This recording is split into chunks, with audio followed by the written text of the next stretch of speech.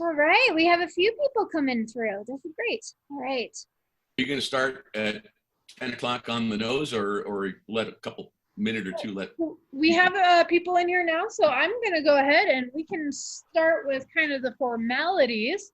Hello, everybody. I ask that you keep your video and your microphone off during this, just for those with slower broadband. That way everyone gets a chance to see our presenters and the presentations. Yeah, then we're going to be doing this kind of as a sample of the orders. We're going to, I'm going to introduce Vic, and then he's going to introduce our speakers along the way.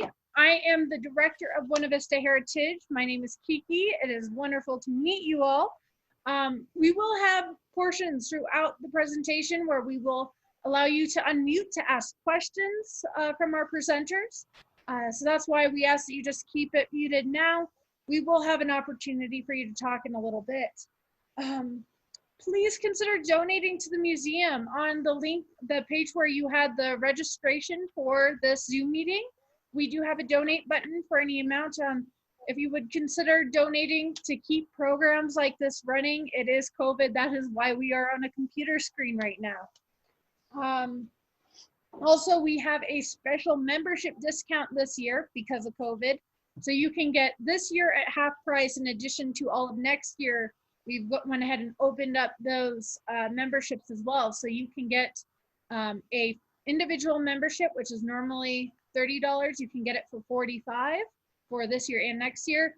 Or a family membership, which is normally $50. We have it for $75 for this year and next year. So, you know, things like that. It helps us out. It keeps us rolling. So thank you very much. And with that, yeah, I'll go ahead and pass it on to Vic, and he can take it away. Okay, thank you, Kiki. You've met Kiki Lathrop, our invaluable executive director of Buena Vista Heritage. She's the one that keeps the doors open and keeps things moving. And I will reiterate that last year's RailFest, which was beset by a few technical problems from some of our speakers, but this year everything has been preset and checked out and we're good to go. But last year's RailFest was a $50 admission, and for that you also got a hot dog lunch. So no hot dog this year. But Buena Vista Heritage, like everyone, is trying to figure out how we're going to keep the business alive until next spring, when we can hopefully open the museum full time. So all donations cheerfully accepted. But we have 3 excellent speakers coming up in the next couple hours. And I hope you'll get a lot out of it. And then tomorrow, for a limited number of people, we're going to have a walking tour of the site of Wild Horse, which is the theme of Lynn Berry's talk later this morning. So those of you that want to see it up close and personal will have that opportunity. But our first speaker is Chris James. Chris is the author of Silver Rails, the railroads of Leadville, Colorado. Chris has extensive knowledge, having been a Leadville resident for quite a while, and he'll tell you about the 3 or 3.5 railroads that served Leadville, all of which went through Buena Vista. So I'll turn it over to Chris. Okay, thanks, Vic. Can you hear me okay? Okay, good. Stand by here. Okay, are you seeing me here? I hope so. Okay, yeah, my name is Chris James, and a couple of years ago, I wrote a book called Silver Rails, Railroads of Leadville. And for this, I've kind of expanded it a little bit to the railroads of Leadville and the Arkansas Valley. And so just a little bit about me, briefly. That's me on the right. In 1960 in Silverton, 11 years old. I'm about as tall as the drivers on 476 there. And so I've always been a railroad geek. Hey, Chris, you yes. haven't shared your screen yet. Oh, I clicked share. Hold on. Yeah. I can see you, Chris. Ah. Yeah. Okay. Am I sharing? Yes, sir, see you it. are. Okay. Sorry. Yeah. Okay. I will try this again here.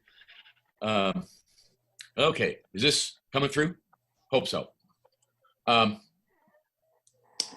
Let's see. Okay. Anyway, so I've always been a railroad geek. We've already talked about this. And I lived in Leadville from 1981 to 1986, and I was teaching at Colorado Mountain College.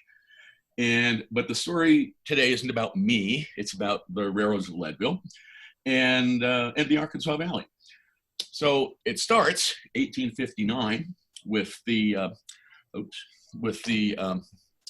arrival of prospectors to Oro City. They came up the Arkansas Valley and found tons of gold in California Gulch, but it didn't last very long. The California Gulch was gone by 1866, but it came back with a vengeance in the late 1870s, where suddenly Leadville was awash in silver, not gold this time, silver.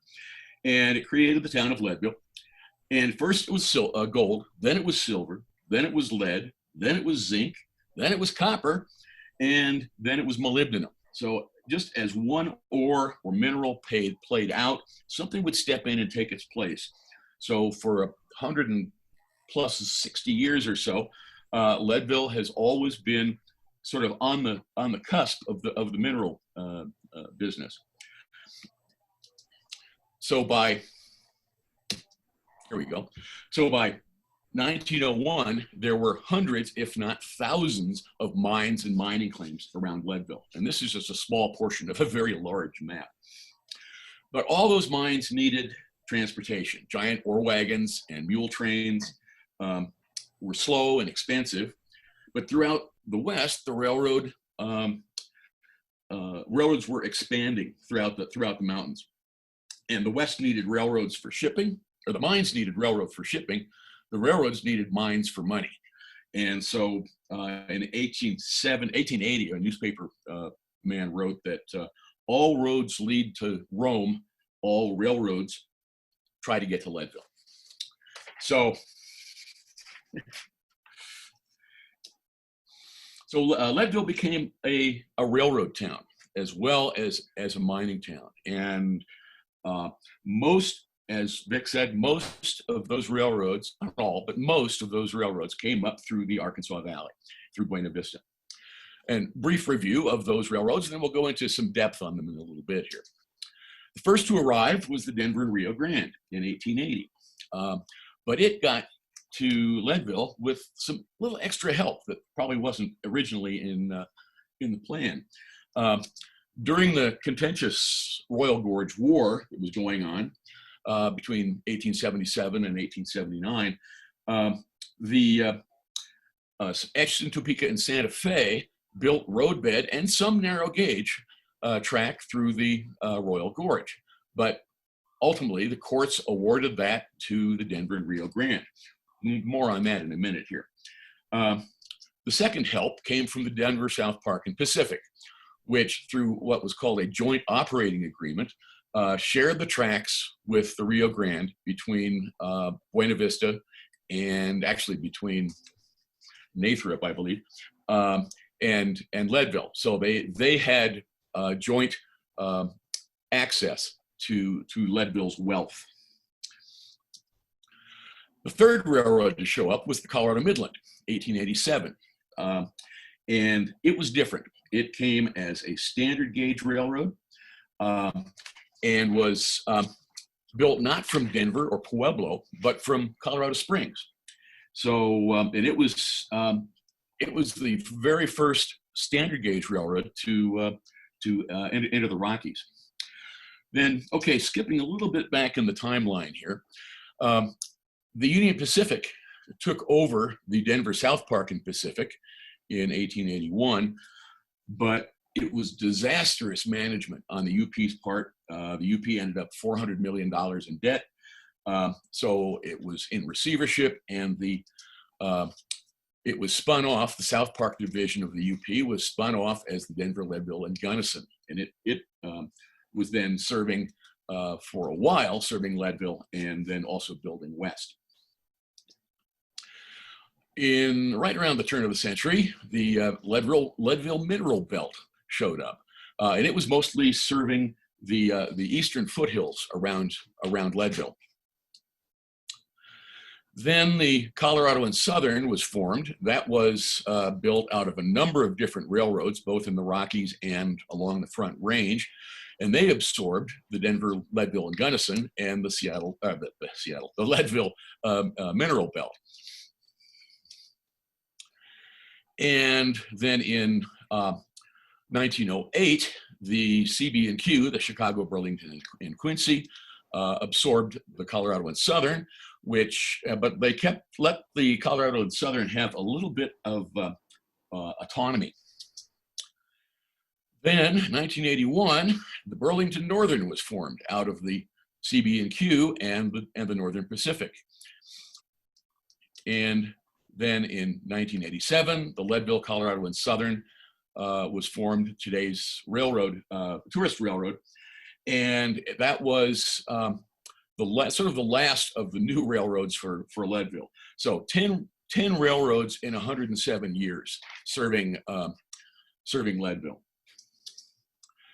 In its heyday, the rails went everywhere, all four corners of the compass, north to Denver, west to the western slope, both the DNRG and the Midland, south to Buena Vista, both the DNRG and the Midland, and east up Chrysolite Gulch to Ibex, which is another mining area way high above Leadville. So let's take a step back and look at the railroads themselves. Two visionaries brought the railroads to Colorado and also to Leadville. The first was Governor John Evans. He was the territorial governor appointed by Abraham Lincoln, and he came out to Colorado and he saw the vast mineral wealth resources, and he knew that railroads were the answer. The second was General William Jackson Palmer. He was a Civil War veteran, a devout Quaker, but also a Union spy. He received the Congressional Medal of Honor. And after the war, he returned to Colorado to form the Denver and Rio Grande Railway. Evans once told Palmer, Colorado without railroads is relatively worthless. And so both Evans and Palmer started building narrow gauge railroads. Narrow gauge because they were cheaper to build, the locomotives were cheaper, the cars were smaller, the road bed didn't have to be as wide, the curves could be tighter. Basically, they thought perfect for the Rockies. Ultimately, that would prove wrong, but that wasn't the case at the time. Palmer building south from Denver to Colorado Springs along the Front Range, but he also had bigger plans. He went out and surveyed and tried to secure rights for just about every square inch of Colorado and the Rockies and New Mexico. One of his intended routes was through the Royal Gorge of the Arkansas River, west of Canyon City. In 1871 and 1872, he surveyed it with his chief locating engineers, John McMurtry and Ray Morley. We'll hear more about Ray Morley in a little bit here. But Palmer ran out of money, and all the construction stopped, including the Royal Gorge. Meanwhile, news was coming from southwest Colorado of great silver strikes around Silverton. So Palmer shifts his focus from building into the Central Rockies to building toward the southwest Colorado. But there's another rumor of wealth there's a big boom going up at the head of the Arkansas in this old diggings area of what used to be called Oro City. Silver, lots and lots of silver. Horace Tabor, who was a shopkeeper, gave a $15 grub stake to two unskilled German miners who walked over to a hill and said, well, let's dig here. And they did, and found the little Pittsburgh mine, which was incredibly wealthy in silver, and made Tabor a millionaire. Now suddenly everybody wanted to get to Leadville, but there were really only three ways to get there. The first was Mosquito Pass, which is what, 13,185 feet. To the south, there was Weston Pass, 11,955 feet. Both of these dumped you off pretty much at the mining district of Leadville. And then Trout Creek Pass, 9,300 feet, which was quite a ways farther south. But unlike Weston and Mosquito, it was not a rough, dangerous passage. So it kind of became the preferred route, even though you came out 45 miles south of Leadville. To a prospector trying to get to Leadville to stake a claim, it probably felt like sailing around the Horn to get to California Gold Rush. But what the railroads wanted was what would be called a water level route. In other words, a route that had a low enough grade that traction locomotives could actually climb it. And the water level route they were eyeing was the Arkansas River. But it also ran through some incredibly difficult country, really no place to even try and put a railroad. But both railroads wanted it, and they wanted that water level route. And so here things get just a little bit complex, so bear with me. The route that Palmer and or McMurtry and Morley had surveyed in 1871-72, Palmer had been granted right-of-way to that. But based on the 1872 Pacific Railway Act, he didn't have to register that survey with the Department of the Interior. But then that law changed. In 1875, you had to register your survey with the Department of the Interior. So in 1877, Ray Morley, remember him? Ray Morley came along. He'd quit the DNRG. He was now working for the Santa Fe. He jumped ship. And he did a second survey in 1877, merely by walking along his first survey, pulling out the Rio Grande stakes and staking in Santa Fe stakes. That was easy enough. And then he went and registered it with the Department of the Interior. Palmer had the first survey, 1871-72. Morley had the second survey, 1877. McMurtry, who had worked with Morley early in the first survey, was sent to Royal Gorge to begin construction because Palmer knew he had the right to be there, but he found the Santa Fe crew already working. And Palmer and McMurtry were not going to let this slide. They wanted that route to Leadville. So we had two different surveys, two different railroads, two different interpretations of two different laws, and both railroads said, no, we're right, we're the ones, it's ours. And thus began what was called the Royal Gorge War. Now, it wasn't the bloody war that some folklore has, that the Arkansas River did not run red with blood, but there was bloodshed. There were deaths involved, but most of the war was fought in the courts. On the ground, McMurtry built several forts throughout the canyon.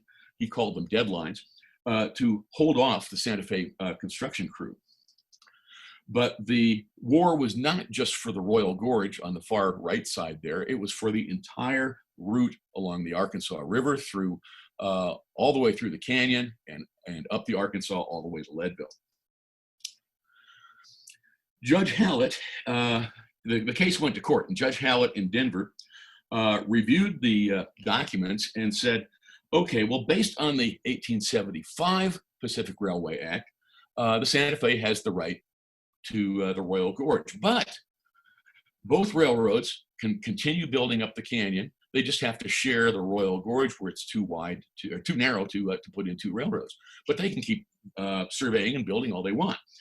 Palmer wasn't going to put up with that. And so he was, but Palmer was broke again, as he often was, because he was always expanding and spending money to build.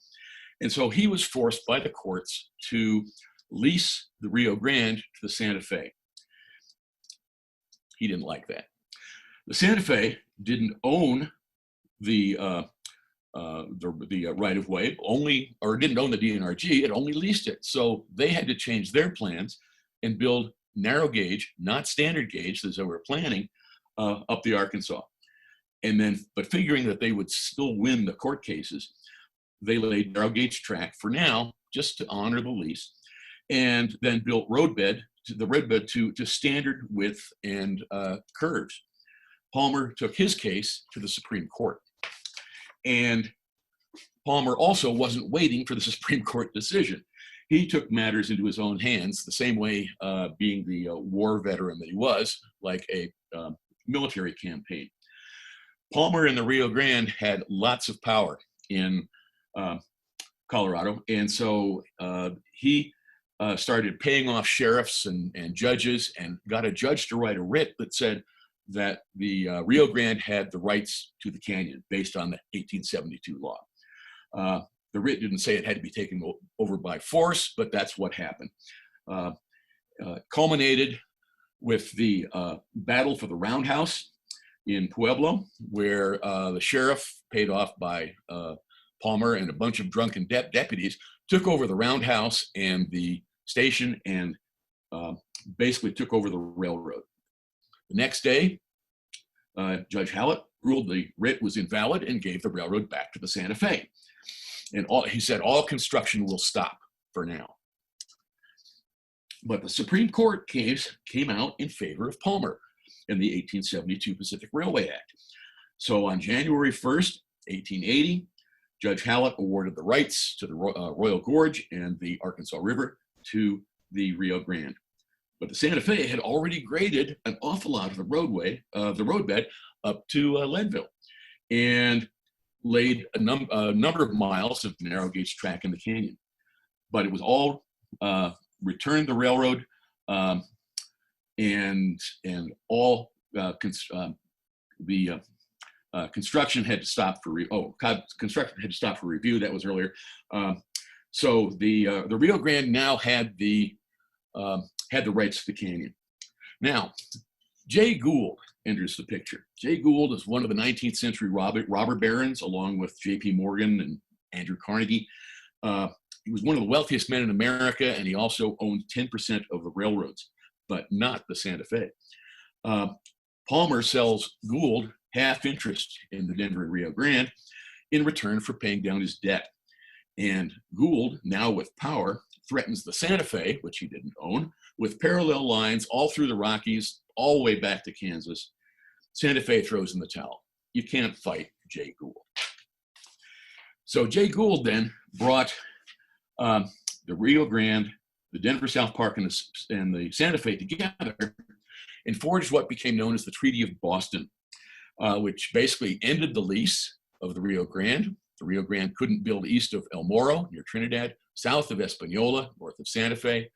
Santa Fe couldn't build north or west of Pueblo. The Rio Grande would send some of its traffic to the Santa Fe, and the Rio Grande would also pay the Santa Fe $1.4 million for the completed work, including the roadbed. DNRG now had clear rights to get to Leadville.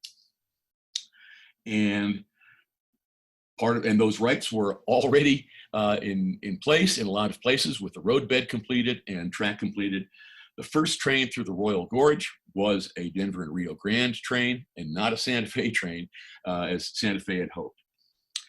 And they began laying track to Leadville on the pre-built roadbed. While the Royal Gorge war was going on,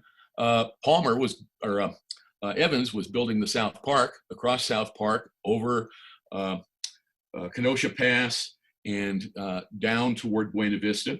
They too had heard about the big strikes, and so they were planning on building to Leadville as well, because that was only 45 miles north of their intended route anyway. So they built over Trout Creek Pass and down the Trout Creek drainage. Building a railroad down a river was probably not a very good idea. And this came back and bit them several times in the future. But Evans and the South Park were in a hurry to get to Leadville. Nothing would stand in their way. They arrived in Buena Vista early February and then built down to Nathrop, and then with plans of building up Chalk Creek Canyon to get to Gunnison. The DNRG at this point was still building its way up the pre-built roadbed out of the Royal Gorge. 3 weeks after becoming half owner of the DNRG, Gould brings Palmer and Evans together and forges what's called a joint operating agreement between the two railroads. Why have two railroads build parallel lines to Leadville? Didn't make much sense. They agreed that the Denver and Rio Grande would build north-south up to Leadville, and the South Park would build east-west, west to Gunnison, and they would share all their profits. They would share all their maintenance. They would share all the traffic. And to everybody, it sounded like a really good deal. They sign it, shake hands on it, whatever they do, and then all's well. And then Gould sells the South Park to the Union Pacific at a tidy profit, which he always was good at. And Palmer was now up against a much larger and much stronger competitor. But this now became the South Park. The South Park line now became the Union Pacific South Park Division. And the Silver Bars, the South Park Division, and then the DNRG arrived in Buena Vista in, 4 months after the South Park, and Buena Vista became the center for all shipments going to Leadville. You didn't have to go over any dangerous passes anymore. All the traffic going north, the freight, the passengers, all the business going north started at Buena Vista, and all the Silver Bars coming south came back down the road from Buena Vista, from Leadville down to Buena Vista. Those are Silver Bars standing on the freight dock there. How much silver? A whole lot. I don't know. Vic told me the other day he did a little calculation of just how much wealth there was sitting there just in the first row of Silver Bars, but pretty darn amazing. So Leadville was booming and had become one of the shining stars of the West. All it needed was a railroad. And then finally, July 22nd, 1980, the rails reached town and they had a giant celebration. Well, the Denver South Park was building up toward Chalk Creek. Palmer and the DNRG kept building toward the northwest, toward the coke ovens at the base of Tennessee Pass in Crane Park. Palmer's goal was Salt Lake City. And then at the same time, he was building up the North Fork of the Arkansas to Fremont Pass and a little teeny station stop called Climax, with the plan of building down to Dillon and Frisco and to build to Breckenridge. This became known as the Blue River Extension. It only really touched the Blue Ridge River, and it never got to Breckenridge because once again, Palmer was out of money. 6 months into the joint operating agreement, it became increasingly clear that Palmer and the Rio Grande were going to not honor it at all. The DNRG was shipping up to 75% of the ore and traffic in and out of Leadville, and to the 25% of the South Park. And they refused to pay the 50% maintenance fee because the line to Gunnison wasn't done yet, so there was not a lot to maintain. And the South Park refused to pay the 50% amount of the joint operating agreement because they were getting only a fraction of the business. So the Rio Grande sued. And then the Rio Grande also offended the South Park by starting to build a competing line over Marshall Pass. No one had considered in the joint operating agreement to make a clause that said there was a non-compete of a different line. This angers the Union Pacific. And so they begin to consider their own line to Leadville, where they wouldn't have to put up with the muddling of the Denver and Rio Grande. It would have been much easier for them to build 45 miles up the Arkansas from Buena Vista with a parallel line, but no, they chose to build a line, a new route from Como in South Park over 11,500 foot Boreas Pass, down to Breckenridge, down to Dickey and Frisco, up 10-Mile Canyon to 11,300 foot Fremont Pass, and down to Leadville, paralleling the Denver and Rio Grande all the way. Incredibly long and incredibly difficult to build and incredibly difficult to maintain. The Rio Grande wasn't happy about this, and they tried everything they could to kind of block it. And then Palmer plays hardball. He goes back to the UP and says, look, okay, let's renegotiate this joint operating agreement, and either one of us can give 6 months notice and terminate the agreement. And for whatever reason, the UP thought that was a great idea. And then Palmer probably pulled out his watch and said, okay, what time is it? You have 6 months to get to Leadville, period. Then the joint operating agreement is over. Palmer plays hardball. The UP presses on. They build up from Frisco here, up 10-Mile Canyon, and they were forced, because the Rio Grande was building on the sunny south-facing side of 10-Mile. The South Park, the UP, had to build on the much snowier north-facing, which was another disadvantage for them. But they pressed on. They had that deadline. So the UP just started hiring hundreds and hundreds of workers, many from the Midwest, a lot more from Italy, apparently. And they gave them free pass. Hey, come to Colorado, build a railroad, all for free. And then once they got here, they discovered very difficult conditions. Low pay, paid in company script that was only good at the company store. No shelter, they were issued blankets. Many of the men came, got the free pass, came to work for the railroad, and then very quickly quit, and then went down to Leadville and worked in the mines because it was a whole lot more pleasant. So what did the UP do? They just kept hiring more. They built up through the 10-Mile Canyon to Wheeler, which was also called Solitude, and is now the site of Copper Mountain. If you looked to the right of the locomotive here these days, you'd see the parking lots and condos of Copper. And they built up over Fremont Pass, and which was 11,300 feet, paralleling the Rio Grande, the 200-foot minimum distance between the two railroads. The South Park on the left stayed high, went down the ridge, the edge of the canyon.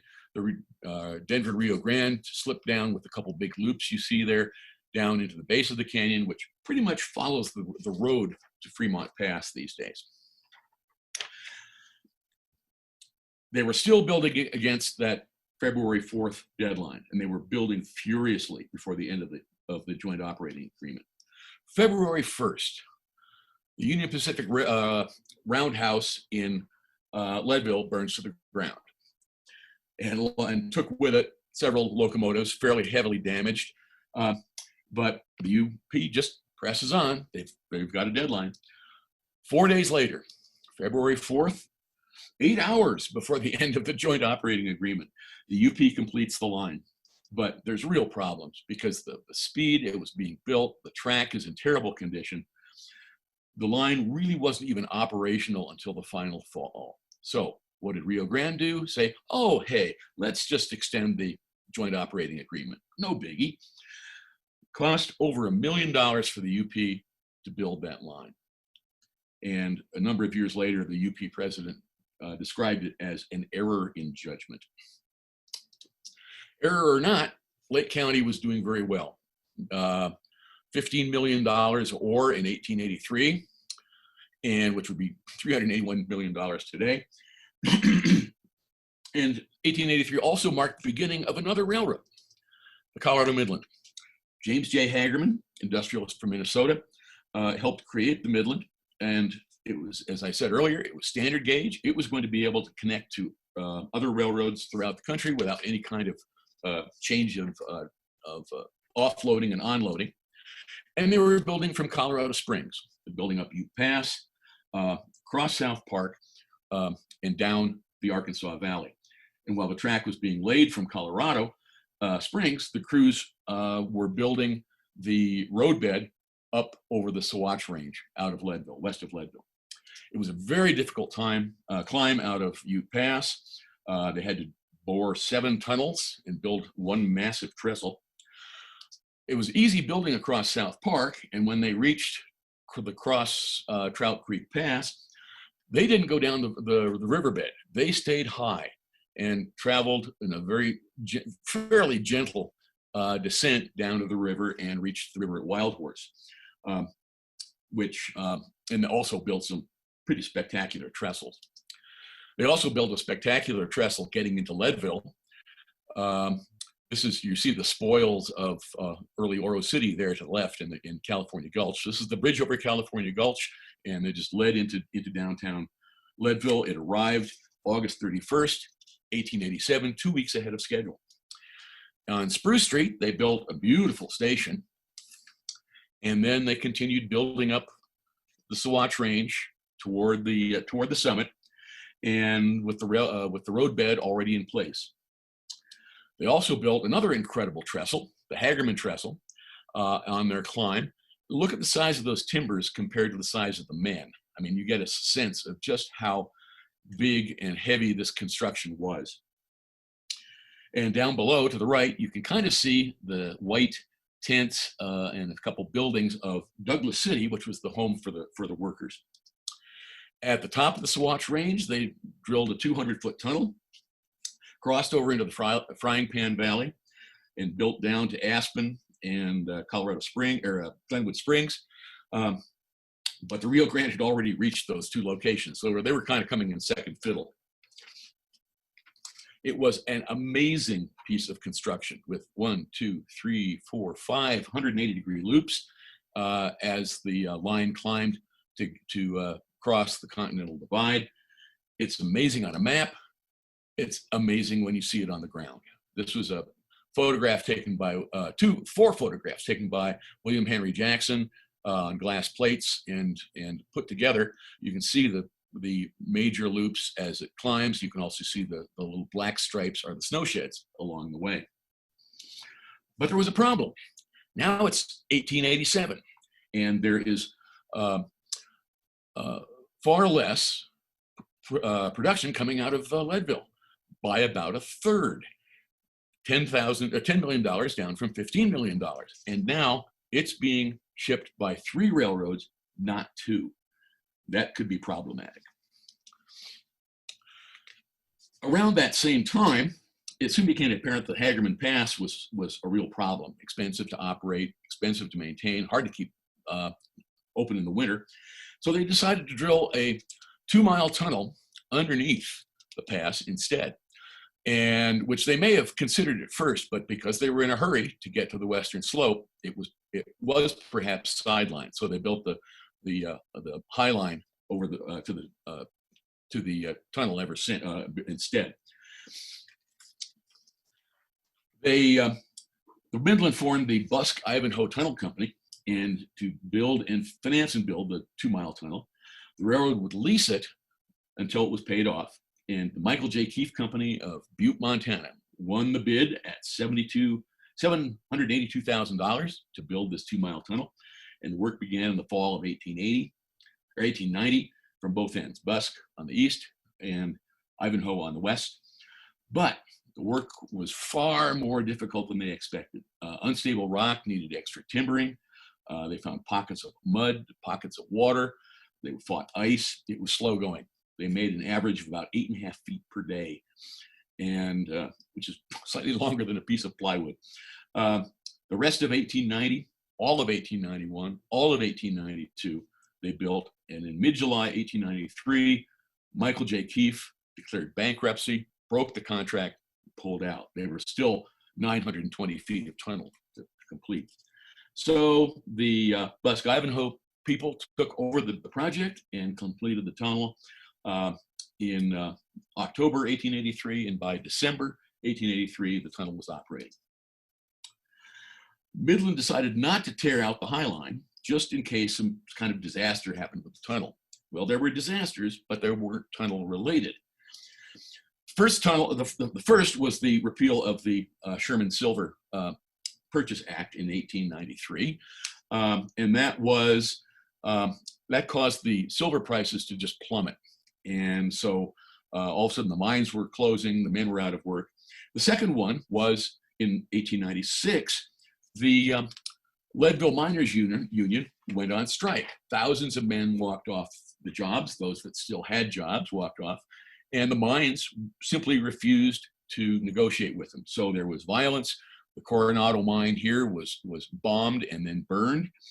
And so the violence was bad enough that the Colorado governor sent in troops to guard the mines and keep the rioting miners in check.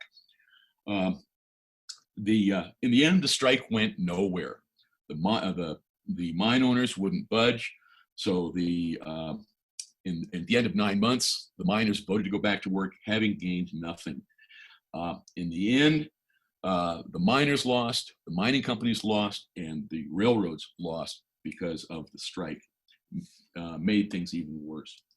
There was another problem over at the Midland, and that was that they were having a feud with the tunnel company. They thought that $87,000 a year was too much to pay, and like the mining company, the tunnel people didn't budge. They said, well, if you don't like our tunnel, you can take your business elsewhere.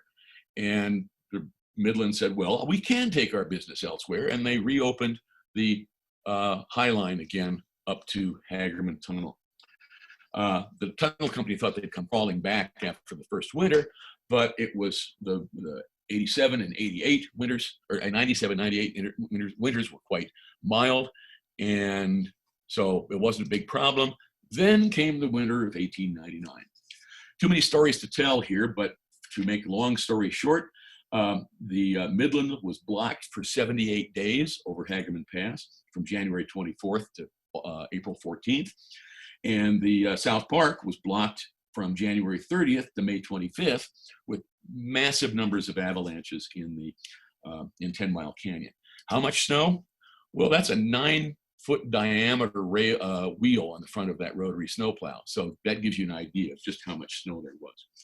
All in all, it was a horrible winter for all the railroads. Trains off the tracks, avalanches, damaged equipment, men who worked for months with no rest. Finally, in the spring, the railroad opened again.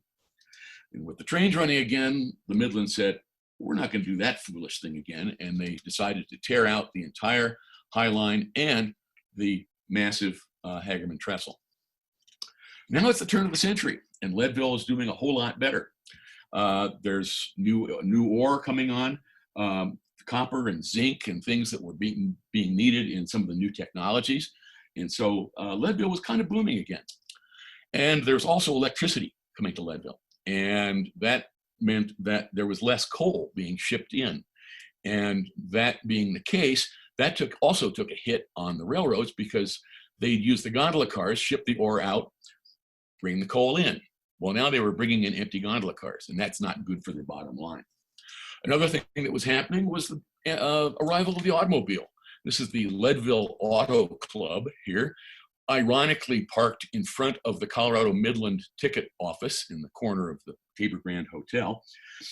And the roads were getting somewhat better, and the people were forsaking the passenger trains and driving more. This picture, if you look close, well, you can't look closely probably, but the license plate appears to say 1914. And this is along the Arkansas between Buena Vista and Leadville. How come this is not advancing?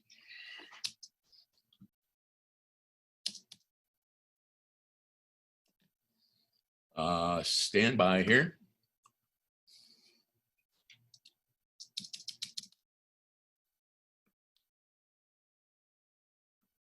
I'm going to stop sharing for half a second here.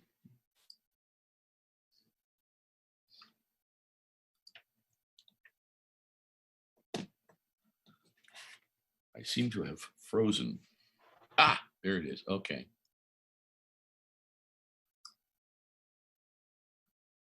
Let's try this again here. Play from current slide. Okay, there we go.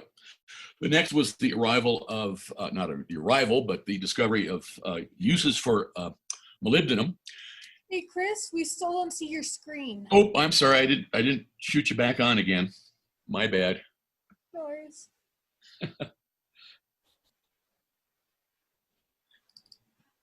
Perfect. There you are. Okay. There we go. Sorry about that. The molybdenum was discovered to be a major additive to steel to make armor. And since World War I was looming, molybdenum became a very popular mineral. And climax was booming. But where the war was good for Climax and for Leadville, it was not good for the Midland, because the U.S. Railroad Administration, the USRA, had nationalized the railroads, and they discovered that the East Coast Railroad cars would barely fit through the tunnels, and that the radius curves of the Midland were simply too tight for those long cars. So consequently, the Midland was constantly shut out by the USRA. One of the biggest problems was just that the right-of-way was not designed for, modern railroad cars. So the Midland, which had been struggling for so long, also the maintenance was really bad. They'd been deferring maintenance, and there were wrecks, frequent wrecks, and so on. So the USRA sent all their traffic to the Rio Grande, and the Midland got nothing. By 1918, the Midland was broke. The investors wanted out. They were tired of waiting for profits. They took it to court. And while there were protests, the courts said, no, you junk the Midland, get it out of here. All traffic stopped on August 5th, 1918. And a conductor who'd worked for the Midland from the very beginning went home and shot himself. The railroad was scrapped end to end. But the railroad gave the right-of-way to the state and opened up the Midland, the Bosque-Ivanhoe Tunnel for auto traffic, 2 miles long, one-way traffic, eastbound on the half hour, westbound on the hour. They left the trestle standing in place for a while at least, but then they were lost to the World War II scrap drives. And the abutment still stands. This is near the turnoff to Vicksburg on Highway 24 over the Arkansas there. But Climax was booming, and molybdenum was becoming a major player in the steel industry, and kept the Midland, the Colorado Southern busy between Climax and Leadville. On the other side of the pass, not much traffic. The CB&Q that now owned the Colorado and Southern tried to repeatedly to scrap it, and the ICC would not allow it. Finally, in the end, they got approval to scrap, and the last train from Denver to Leadville ran April 9th, 1837. It returned to Denver the next day, and the depot didn't see another train for 50 years. From Climax to Denver, the tracks were torn out, but left in place between Climax and Leadville for the moly mine. During World War II, they decided that the Colorado and Southern was still narrow gauge, and so there was a bottleneck at Leadville, where all the freight and ore had to be transferred from narrow gauge to standard gauge to narrow gauge. So they decided to convert the line to narrow gauge, and but the problem was the moly was so vital they couldn't shut down the line for more than 24 hours any given week. So they decided to convert the track to standard gauge, leaving the narrow gauge in place. And they did that by laying track on the outside of the narrow gauge rails. You can see the 4 rails there in front of number 76. And during the summer of 1943, it was completed, And in August 43, the last narrow gauge train left for Climax. This one you see here, this was a photograph that was published in Life magazine. For the next 20 years, they used steam power on that branch, standard gauge steam. And it became quite a popular view for railroad photographers. This was the last steam engine on a Class 1 railroad in America. But it couldn't last.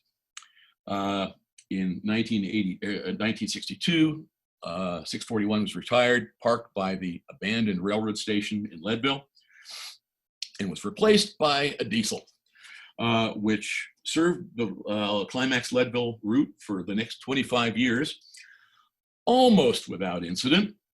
But in the early 80s, Climax began shutting down. Moly prices were falling, other reserves were found, world competition grew. In 1981, when I moved to Leadville, 3,000 employees at Climax. In 1986, when I left, there were 65, most of them just keeping the lights on. In 1986, also, the Burlington Northern said we're stopping shipment from the mine, but EPA regulations said if they gave it up being a railroad, they'd have to clean it up, which would be a major cost. So they decided to find a way to almost give it away. In 1987, Ken and Stephanie Olson bought the rights to the track from the BN. And along with the rights, they also got 2 locomotives, 4 boxcars, 8 flat cars, maintenance of way equipment, the roundhouse, 1,800 tons of rail, and more. The salvage value for all of this was $460,000. For all of this, the Olsons paid $10. And Ken Olson said it was the most expensive $10 he ever spent. And thus the Leadville, Colorado and Southern Railroad was built, or arrived. It's a beautiful 2.5-hour ride, family and dog friendly, all the way, not quite all the way to Climax. There's some unstable roadbed, but it goes up through beautiful East Fork of the Arkansas, and you're riding historically over a railroad that was built 136 years ago by the Union Pacific. If you haven't done so, go ride it. Take your family, introduce your grandkids or kids to railroads. Give your son a cab ride that they'll never forget. Show your daughter the big choo-choo. And show them the history of railroads in Leadville.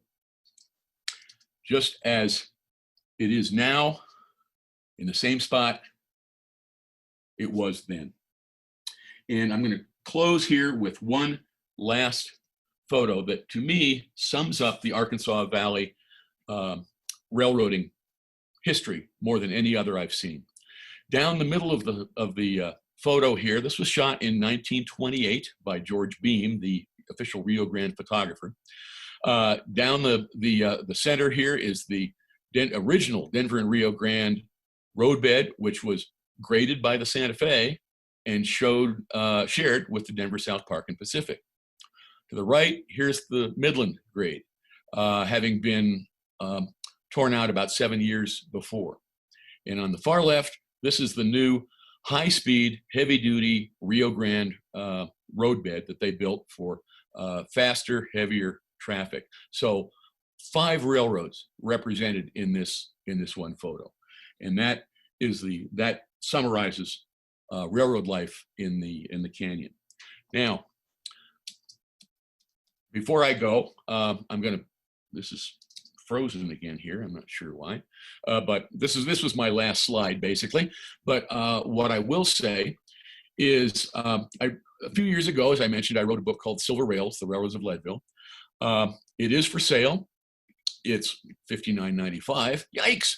But it's also 288 pages, hardbound, black and white in color, and you have the option of buying it. Not for me. Don't buy it for me. Buy it from the Buena Vista Historical Museum. For every issue they sell, I donate 40% of the book price. So they get $26 for every book sale. So don't buy it from me. contact the museum. They have some copies. If they run out, I hope they do. If they run out, I'll get them more. So thank you. That's it for me. I'm going to stop sharing here and turn it back to whomever. Vic, is that you? That's me. Okay. Thank you, Chris. That was very interesting. Even I learned a few things, even after having read your book. I should say that Chris and I knew each other almost 50 years ago. And Chris went back to school and went off to Leadville and other places. And we totally lost touch with each other until I discovered a review of his book and sent an email. And suddenly we've renewed our acquaintance and have gotten to see each other a couple of times. So good to see Chris again. Before our next speaker, I'll remind you that this is a fundraiser for Buena Vista Heritage. So you're welcome to buy Chris's book.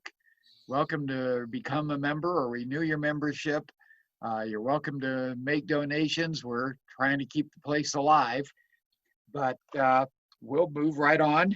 Oh, Kiki asked me to remind you to mute your mic and stop your video. You do that in the upper right-hand corner of your little thumbnail picture of yourself. But don't worry, you can turn them back on by going back to that upper right-hand corner. Does anyone have any questions for Chris before we move on? No questions, but I think you did a great job. Well, okay. Thank you. Thank you very much. Sorry about the computer glitch there. This is welcome to technology. I've always said I thought technology should have stopped with the steam locomotive. You know, it's much easier to deal with. Well, that was Susie Kelly, our well-noted local historian, and Susie Kelly's History of Buena Vista book is also available at the museum. So the museum is open on restricted hours, but the gift shop is open, and anytime you need access to the gift shop, just call the museum, and I'm sure Kiki or someone else can get you in there to visit the gift shop. But we'll move on. Our next speaker is Dr. Martin Piernat. If any of you are model railroaders, you certainly know Martin and have had opportunities to see not only his modeling, but his railroad photography. He does a beautiful job of photographing the Durango and Silverton. I'm not sure if he moved to Durango so he could photograph the Silverton line, or whether he moved there first and then discovered the railroad. But Martin is going to talk to us about another way of looking at railroads through postal history. And I think he has a very interesting program for us. And so I will turn it over to Dr. Martin Piernat. Well, thank you, Vic. I came to Durango because there was a job, and then discovered the railroad afterwards. So let me share my screen here. See if we can.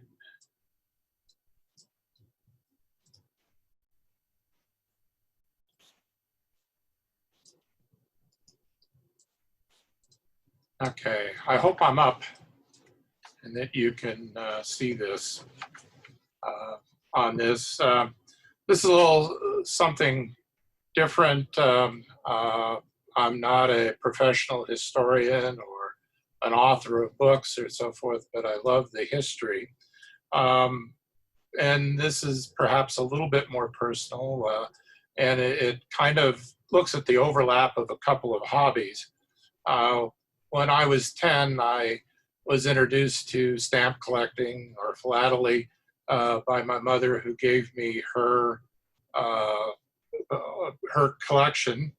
And so that was at age 10. When I was 39, after a chance visit to a train store in Denver, I became interested in model railroading, and over time, the overlap between those two hobbies, as I expanded in each, led me to where I am now.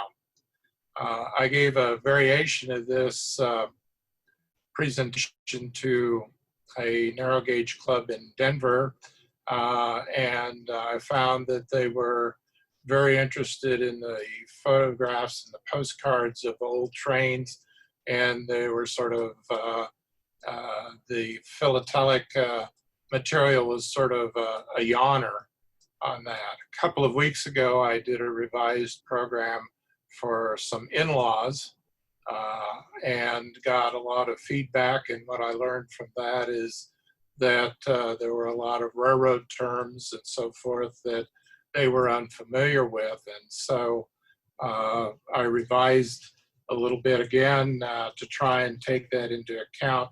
I know that many of you in the audience are probably way more familiar with some of the history and also with some of the railroad terms than I, but I've tried to broaden it a little bit more. Having said that, in medicine, when you have an issue and are struggling with trying to gain some knowledge and so forth, a review of the literature is always considered in order to be able to find a direction. And I've struggled a little bit with this presentation, but I think that there are some underlying themes. But looking back at the literature, this is where I started with this little golden book classic, which interestingly enough is still in print, and you can get from Amazon. This was one of the few books I remember from my childhood as well. And one of the concerns that the in-laws had was that I was using terms like RPO and railway post office and so forth and not defining them. So you can see an RPO or baggage car on the cover of this book. And just to refresh people's memory, because I suspect a lot of you had this book in your childhood, it tells the story of a young lad in a large city who mails a letter containing a secret to his grandmother, who lives at a remote distance in a very rural community. And the book goes through the collection of the mail, the sorting in the big city, the trucks. There's an airplane trip involved, and then eventually a rail trip. And the letter is eventually delivered to the grandmother, and the secret is revealed. And so for all of those who want to see an RPO in action, there we are with it. The other thing that the book emphasizes too is the very small rural post offices and the rural routes that were the area of communication for the mail service. And it was quite important. This is actually the grave of a man named George Bangs, who back in the late 1800s, mid to late 1800s, developed a lot of refinements for the railway post office and even dreamed of trains that consisted of nothing but mail carrying cars and about that. So in what I'm going to try and do, I guess the themes for people to look for that this presentation is in part about people and their stories. It's about communities. It's about communication, letters, and particularly postcards, which when you look at it and think about it, the postcards were the Twitter of their day. They were limited in the amount of material that you could write on them. And they were meant to carry sometimes very short or simple messages with them. And also, I think, railroads were a part of the glue that connected these people and their communities. So having said that, just a brief history about postal cards. I don't want to overdo that, and you can get very much more technical, and there are a whole host of people that are involved that in postal cards, and whether this cancel is available on this date and so forth and so on. But the important thing, as you can see, is it's divided in various eras. You can read that as well as I, but I think the important thing initially was that writing was not permitted on the address side of the card. And then a later era from 1898 to 1901, the government now gave permission to print cards. They were called private mailing cards at times. And they were allowed to have borders on them to allow writing on the picture side, on the illustrated side, but still not on the address side. And then the popular postcard era of 1901, 1907. Yeah, we'll see here that the word postcard now came into use. But the interesting thing is not only could you send a personal message, but private citizens could take black and white photos and have them printed on postcard backs. And we'll see some evidence of that in a minute. And so this, you can divide things up however you like, but postal cards were incredibly popular, particularly in the early 1900s. I have collections yet that were my grandmother's. Postcard albums were extremely popular. And as you can see there was an evolution as technology progressed of postcards in particular. So this is an example. This was actually carried on the Grand Junction to Ogden RPO, Railway Post Office, in 1904. And you can see the government mandated that the one side was exclusive for the address. But later on, they began to allow, they divided the address side. And it was interesting, this makes reference to the correspondence that you could begin to write in the left-sided space after March of 1907. And this was a card that was postmarked in New Windsor, Colorado, which is currently the city of Windsor on the Front Range, but originally it was New Windsor. And then, of course, color was an important part of postcards, and many of them were based on paintings or colorization of photographs. And what's interesting to me is here's essentially the same card from the same view and colorized, I think, and with that. But the artist took a certain license on this. This was the South Fork, South Platte, along the Midland Railway. And you can see, well, the river is fairly closely depicted. Then the surrounding countryside is the time of year and location. There's a certain amount of artistic license, and the railway is where it's supposed to be. The water tank is there. But if you look on the right-hand side of the card, you'll see that there's an artistic license with the trees and the slope of the hill a little bit. You can maybe pick out an individual tree that is close to the same. And of course, then the flowers in the lower left-hand corner.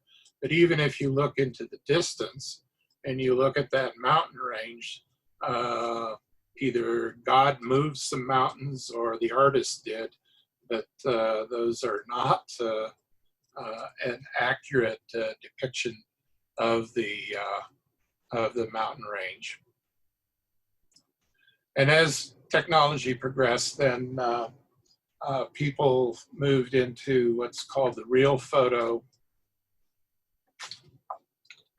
cards. Is a picture of the original Silver Vista on the DNRG. And that, I think this is in Silverton area. This car burned after this photograph was taken, and was only then reconstructed by the Durango and Silverton Railroad a few years ago. But it's wonderful to ride. And thinking about, you know, not only the story of the equipment, but you begin to wonder about the stories of the people that are on that car. You can see there are people apparently playing a concert. You can see a drum, a trombone. Looks like somebody's playing the saxophone, and there is a bit of an audience in the car as well. The photochrome era is what you, if you went down to the souvenir store now and bought a colored postal card with the real photo and the coloring. This is the Galloping Goose in Dolores, in its abandoned years before it was restored. And the thing that interests me about this is, you know, and I think as a, you know, my career as a family physician is the reflections that you saw of people's lives and stories. When I was teaching medical students in Durango, you know, one of the things I tried to emphasize to them was that your patient has a story to tell, and you should stop and listen for it. And it makes your work as a physician much easier, and it helps the patient. So, for example, here's a postcard depicting a birth announcement called A Night Call, and having delivered 2 generations of babies, that's about right. But just simply the fact that here's an event commemorated on July 16, 1908, 8-pound girl, mother and daughter doing well. And you can see in this card there are borders, but the requirement's still here. And this time was to write on the side where the picture was as well. On the other hand, this is what's called a mourning letter. I think these became popular back in Queen Victoria's day. This is 1884, and Colorado Springs, I believe, to Albany, New York. And when you saw one of these in the mail, you realized that it was not good news for friends and family. And even a little more concerning is the notation up in the upper left-hand corner that somewhere along the way this particular piece of mail was mislaid, and you wonder what happened in terms of the family and the notification. And this, another family on that, this was mailed and postmarked from Jefferson County. This is an example of a card that is printed from a photograph. My feeling is that this is not Jefferson, Colorado, which is what I meant to say. This is not Jefferson, Colorado, but someplace else.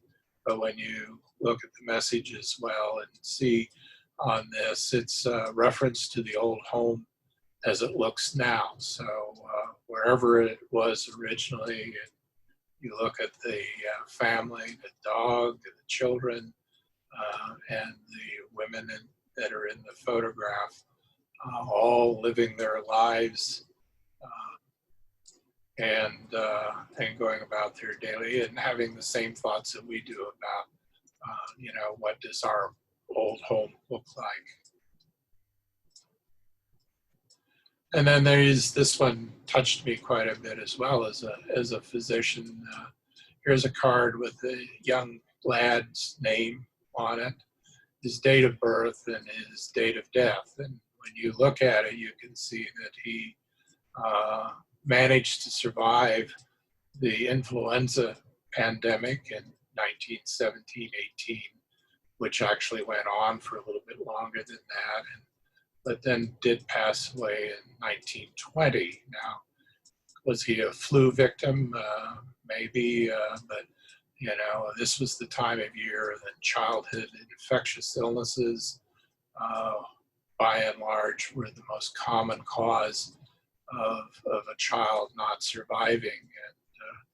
And it's a bit of a memorial card for that child. Other events that were of a more happy nature, generalized. This is a artistic rendition of a New Year's card, obviously. Places, events and places that were commemorated and have to do with people. This is the Welcome March to Denver outside of Union Station,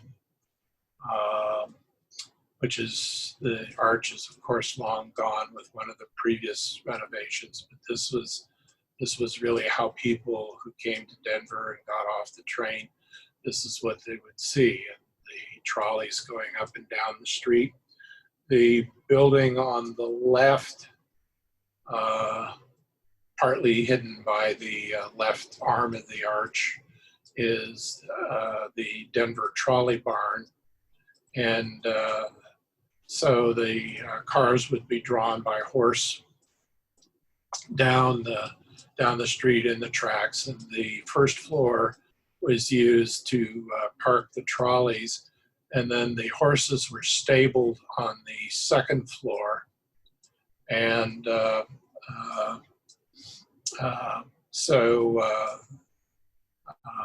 keep them up there because horses do not like climbing stairs or coming downstairs. There was a big ramp in the back of the building. There's also sort of a false front, which you can still see today, again, behind the upper part, where there are windows that you can look through, but when you look through them on that very top floor, all you see is blue sky. There is no building behind that. And this building currently is an office building, and I suspect with the horse stabling that there was a considerable amount of renovation required at one point. And then you see the other buildings on down the street, and this tells you something. And you can age or tell in downtown Denver some of the age of some of the older buildings in Lodo by their height, because by and large, the two-story and less structures were built before the development of the elevator, and it was only after elevators were in place that they could build higher. This is a card that is of particular interest to me because of the message it's sent by Michael Folger to his intended in Kansas, Louise Rumpf, and he's just talking about his day-by-day business. He was currently doing a tour through Colorado looking for a place to move from Kansas where his allergies and asthma could be better controlled. And so he's telling her he's going to be moving on, so not to send any more cards to Denver. But Michael and Louise were my maternal grandparents. And so here I am privileged to see a snapshot of their lives that you might not see otherwise. And looking at events and people's lives, at this Valley Coal Company, it's a coal order for correction of an overcharge on coal sold to employees in 1884. But again, it gives you an idea about the people and their businesses and the story of the business ongoing. This is a later one involving a cattle drive in the San Luis Valley outside of Alamosa, and at a later date, obviously. And you learn more about people, and we had tourists even back when this card was done from Uray. apparently they weren't above feeding the mountain sheep, or the mountain sheep were happy to come down into Ouray. But again, tourists and the passenger cars at that time. This is Durango, where the Graydon Mill was when there was an Animas River flood. I think this was 1911. And you can see the high water. So events were important parts and were commemorated in postcards as well. And whether there were structures or physical events, if you needed to see a picture of a rodeo someplace, or if you needed a photograph of a railroad depot in somewhere East Colorado, out in the rural area, it's likely that there was a postcard at some time depicting it. Other events, train wrecks on the High Line, Black Hawk to Central City. And this is another example. This was at Kokomo, and or near Kokomo, and it's another card that was printed from a private photograph. The ladies captioned it there about it, and on the message, she talks about this is the wreck she spoke of in her letter. It's a poor picture and doesn't show really all of the wreck. But again, it's a way of a brief message communicating news.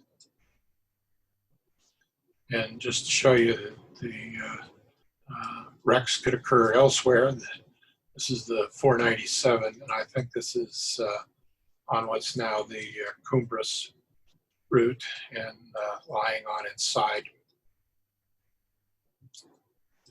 We talked a little bit about roadway post offices. These were the things that interested me initially, because it's not only how did the card or mail or card go, but how was it carried. And you can see that the railway post offices all had their own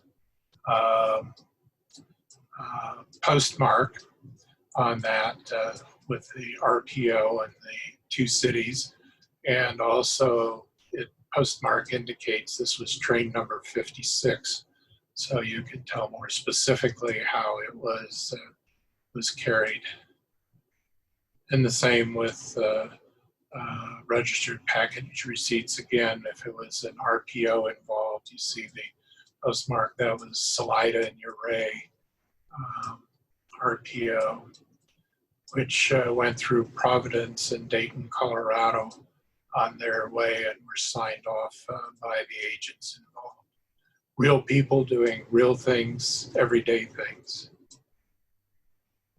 This was one of the first ones I got at one point, simply carried by the Pueblo and Alamosa from Durango. Garden Schwartz Sporting Goods still exists today. The Alamosa store doesn't exist as far as I know, but the Durango store, it's sort of the REI of its day in Durango, and that's what interested me about it, plus the next generation down of Garden Schwartz's were people in Durango that I knew personally, and so that personal contact is always of interest to me.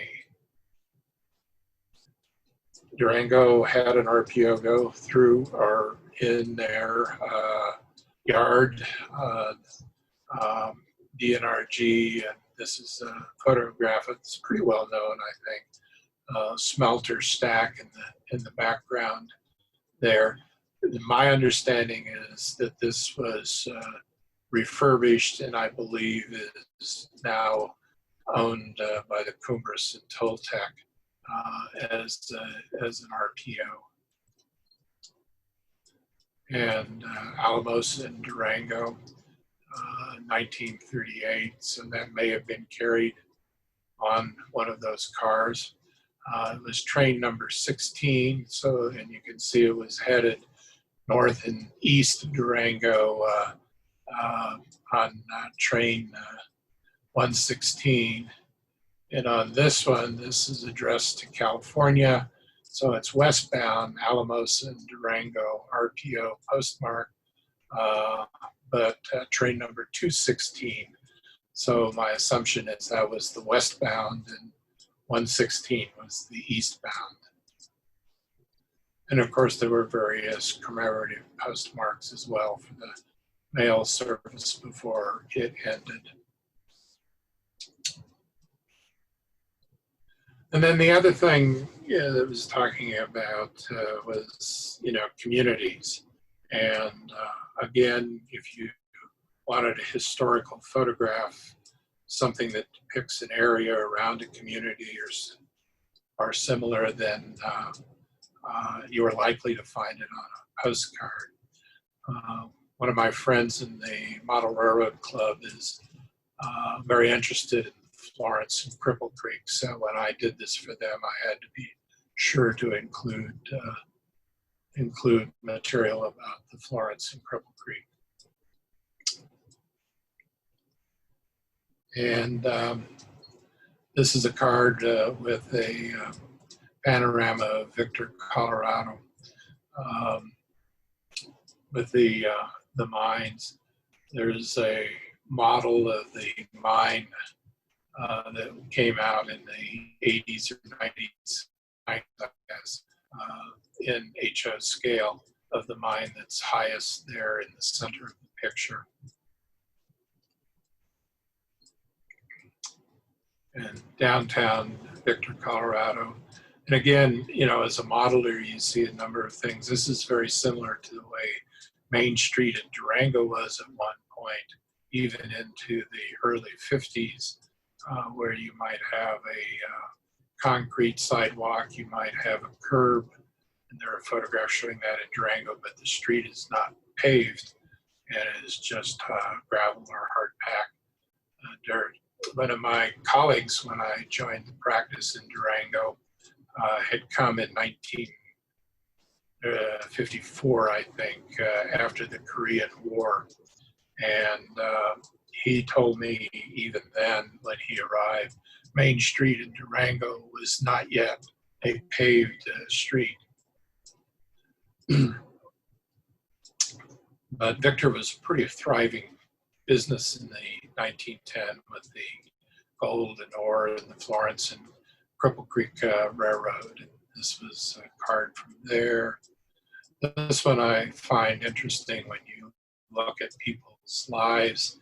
This also started in Victor. I went to Greeley and was one of the cards where you had to write on the picture side, which is nice, unfortunately.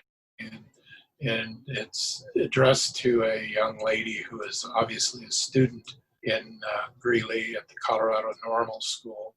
And they're talking about the campus and talking about we normalites here are going to give a banquet for Dr. Snyder when he comes up. Your sister is an RBR, and I have no idea what an RBR is. But she's talking about that, and when you look at the other side, it's addressed to the Colorado Normal School was the teacher's school in Greeley, Colorado, and eventually became Colorado State Teachers College, and currently is the University of Northern Colorado. But it's interesting to see what has happened over that period of time, and one can't help but wonder a little bit about these people and their lives. Other things you might see are things that are no longer present in Idaho Springs, Black Hawk. The rest of not the rest, but several other members of the Railroad Club are Denver South Park and Pacific and Colorado Southern fans, and totally extol the virtues of that railroad over mine here in Durango. So to satisfy them, I made sure I put in material. Black Hawk, this is an order for some groceries. And again, to see what these look like when you know about the casinos and how Black Hawk has literally changed over the years. It's nice to be able to look back and see what was there and to think about them, especially if you're thinking about modeling. The white building in the center, I believe, is now the Gilpin County Museum next to a church. And here's a later picture of the same area with the road paved, and all of this is casinos now.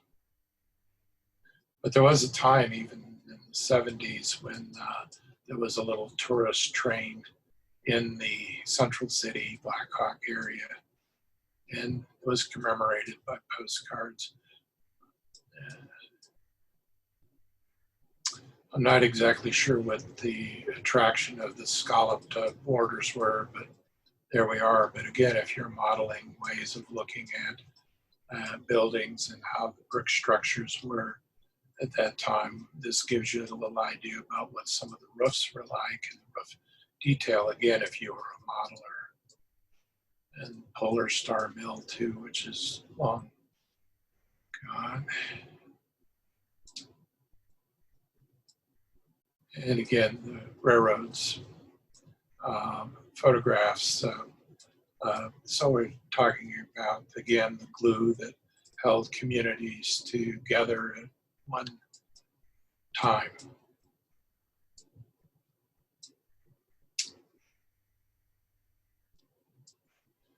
And then the other people who had stories were the photographers themselves.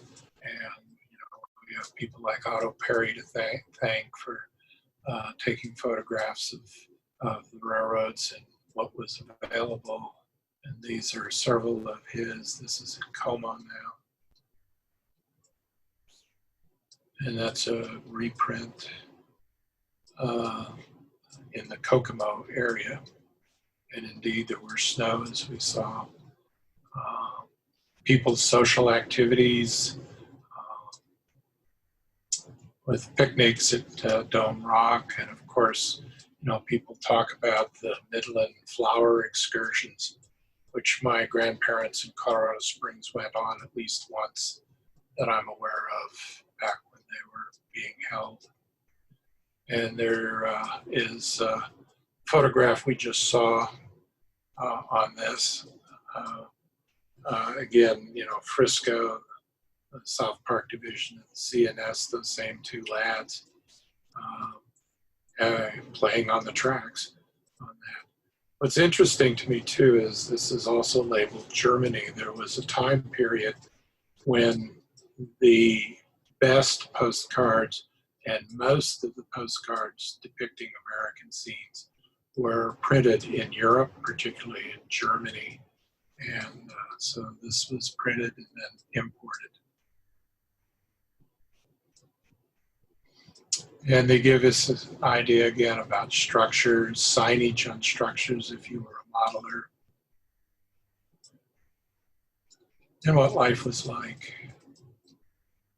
This was the message side of this card here in Bailey, and the message is talking about leaving Denver, getting in the afternoon. He's been on the road for 3 days and 3 nights, and he is standing at fine. And again, a message off to a family. Which was interesting to me about this is it's unclear to me if the writing is all his, or if certainly the address and the printed signature are, and but the script knows for sure, although when you look up at the word landed in Denver, that looks a little more like some of his writing, and so this may have been all one person writing, but the difference between the print and the script was interesting. And this is an interior of the Glen Isle in Bailey area. Again, you know, these are places you may never go otherwise. And other lesser railroads, lesser known railroads maybe in some areas, the Argentine Central, Mont McClellan, but again, to see what was exactly the lives and the conditions that people were in. And photographers had their own stories as well. As I said, this is Otto Perry again. He's on Coctepopa Pass in 1935.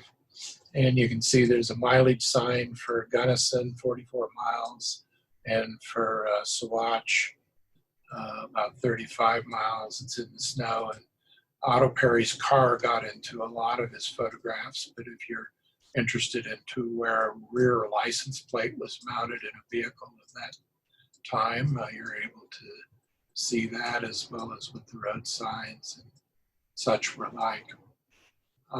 This is a Peanut Lake in the Crested Butte area. This is a Otto Perry photograph as well. And it's one that whimsically he sent to, I believe, his mother in Denver from Crested Butte. The name of the lake is Peanut Lake, and he notes more scenery but no peanuts. And again, the railroad equipment that he took. This is, I presume, his wife as well at the excursion. There's the car again. Beaver Dam, in about the territory if you were doing modeling scenery in this particular area. The license plate, 1939 license plate, and you can tell that was a car from Denver. In those days, the first number in the license plate was population-based, I believe, based on the county. And so number one was the city and county of Denver.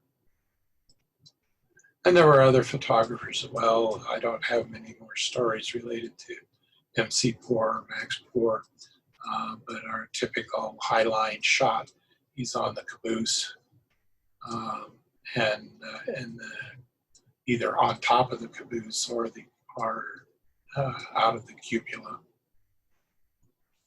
And just a few things about modeling, because this offered things to me as well about that.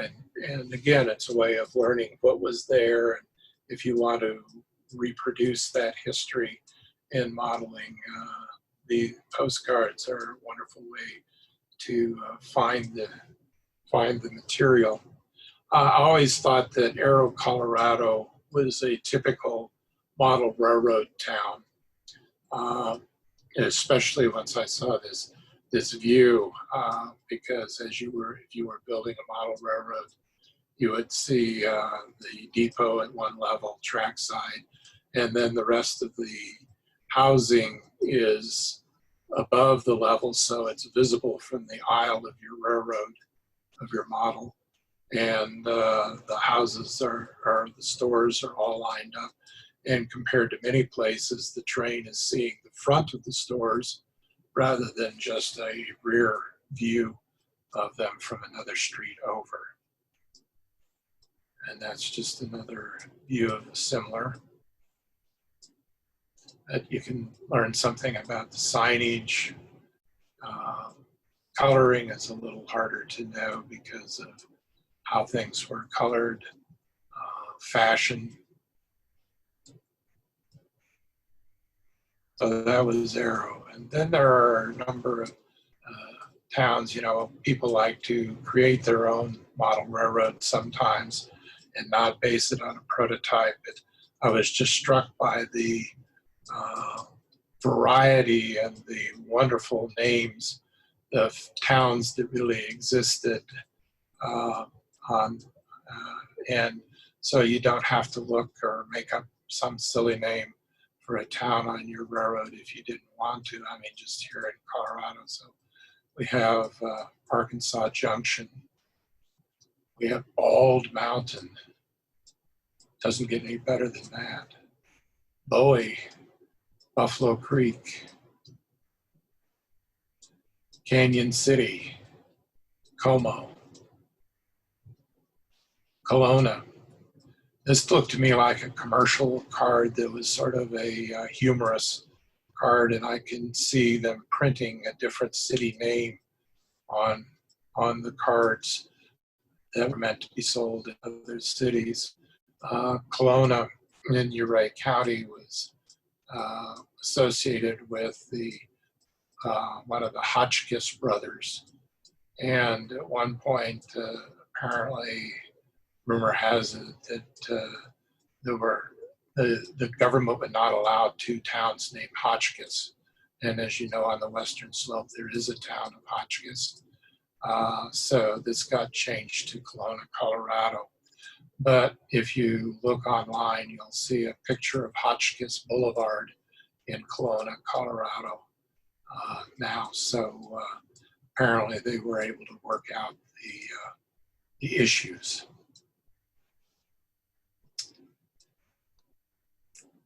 And, you know, we talk about tweets sometimes. Sometimes they can be somewhat simple and banal. You know, here he says, I thought I would let you know that I was alive, question mark, and sign. So we see tweets that are of similar nature these days as well. Daffodil, which is in Boulder County, or was in Boulder County,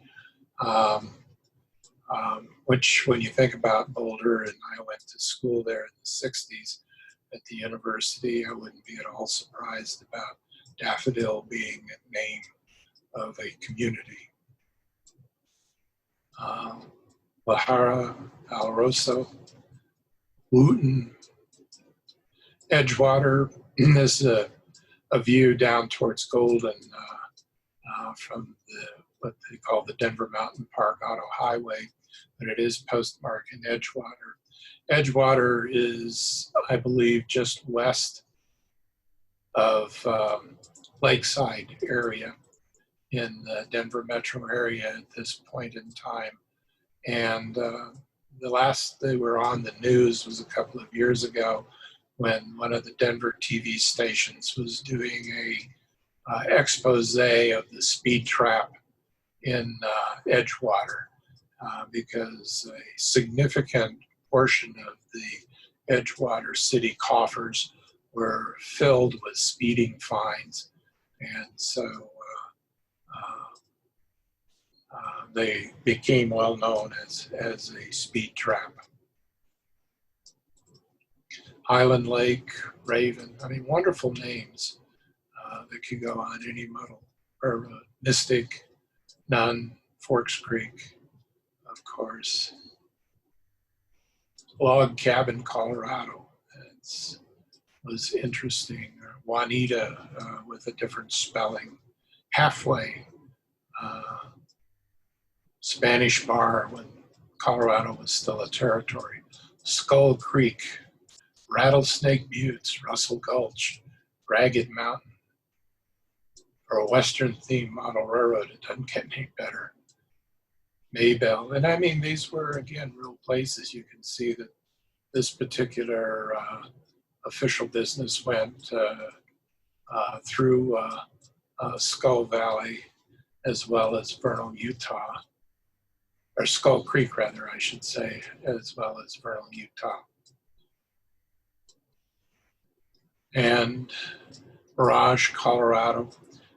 Now, Mirage was in Saguache County, but this is a card depicting Sunset, which is in Boulder County, and you can still drive some of that grade, particularly coming from Gold Hill down to Sunset, and then eventually down into Left Hand Canyon out of Boulder. So that's about all that I have on this. And again, I just want to hark back to the themes about people, their stories, thinking about them, their communities, communication, and the role of the railroads. And, you know, you probably saw some dates on some of these scans, you know, that They were listed as DPOs, that is dead post offices.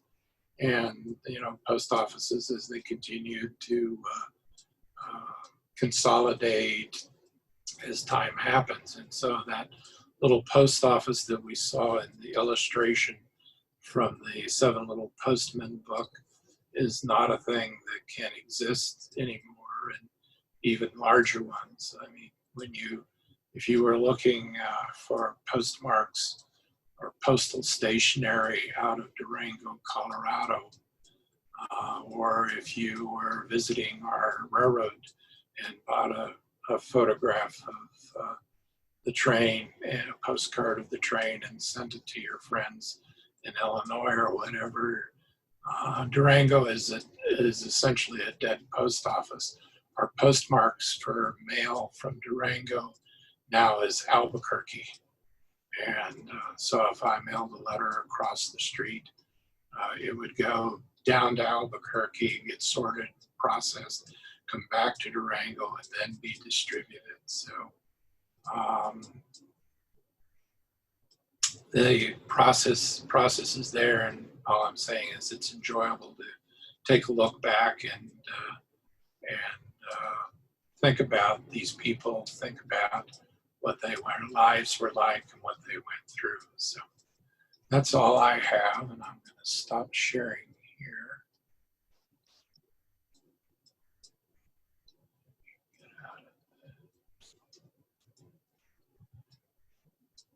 Okay. Well, thank you very much, Martin. I enjoyed learning a lot about postcards and railroads and the people involved. And I will say, when you go to the Buena Vista Heritage Museum to pick up a copy of Chris James's book, Silver Rails, we also have some very nice postcards. Yes. Might be able to add something to your collection. Does anyone want to chime in with a question before we go to our next speaker? Looks like everybody's still muted. So, oh, there's Kiki. Kiki is wearing a mask. Yes, we're going to get Lynn on here. And we're going to... Let me just give you a brief introduction. Lynn Berry is our final speaker for the day, and Lynn basically lives in Wild Horse, or within a brief walking distance of the town of Wild Horse, which was a very important place on the Colorado Midland. And had the Midland not gone belly up, they were planning to make it an even more important place.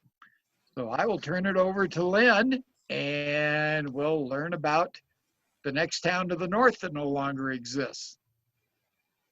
Okay, welcome, Lynn. Well, welcome to everybody, and happy to be here. I guess most of you are in or near Buena Vista, so you know we're having a pretty day outside here, and it's maybe not fun to be indoors, but we know we can go out again this afternoon. Yeah, I got started in my little project here of the Midland Railroad then and now. I decided to move to Buena Vista almost 20 years ago, and I had heard something about the Midland Railroad, but didn't know much about it. And I was browsing through the Railroad Museum in Golden at Dan Abbott's book on the Midland Railroad. And I happened to pop up onto a picture that looked, gosh, that looks awful familiar. And I'm going to show you that picture in a couple minutes here, but that kind of spurred then that, gee whiz, I'm building a house right in that, where that picture was taken. So my goal became to, to explore the Midland Railroad. And I now have a pretty good collection of pictures all the way from Hartselle and Trout Creek Pass, all the way down up and over Hagerman Pass, down to Basalt, of a lot of pictures from the various history books and also the Buena Vista Museum here. And today I want to take you on a short journey from Buena Vista to really Elephant Rock, which is just a small portion of that entire collection. And I think I do that, right? I'm going to... Yeah, you just click once. over on, On this side. okay. Yeah.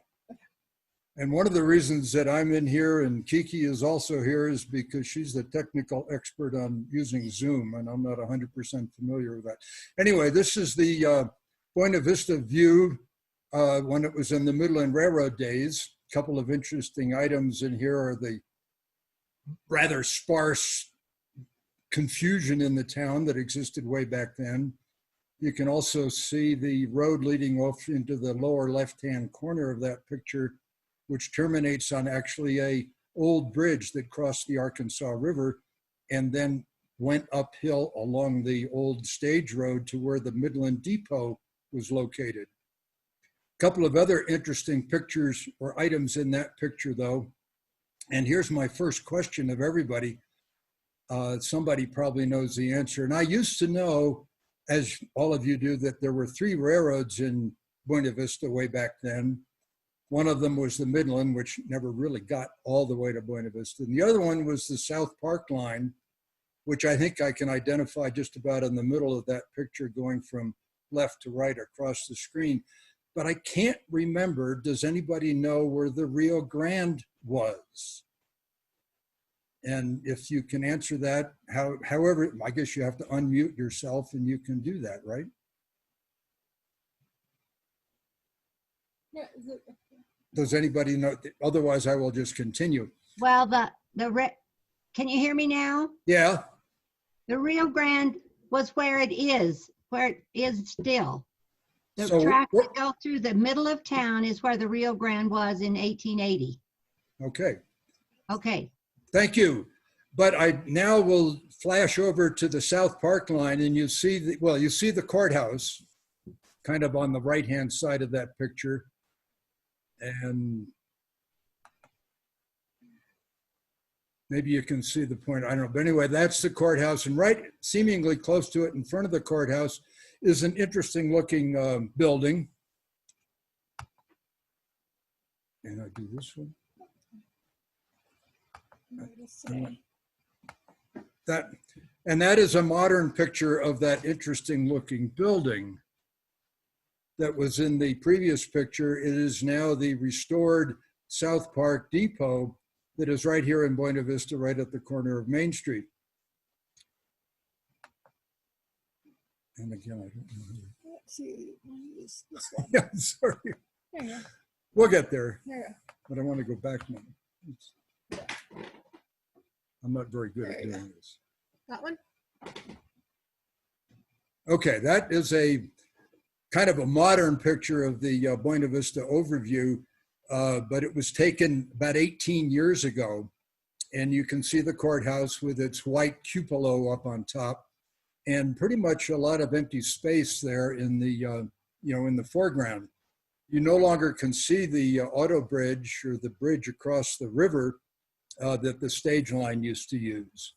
I'm going the wrong way. No, that's right. No, I don't Yeah, think hit it again. do that one.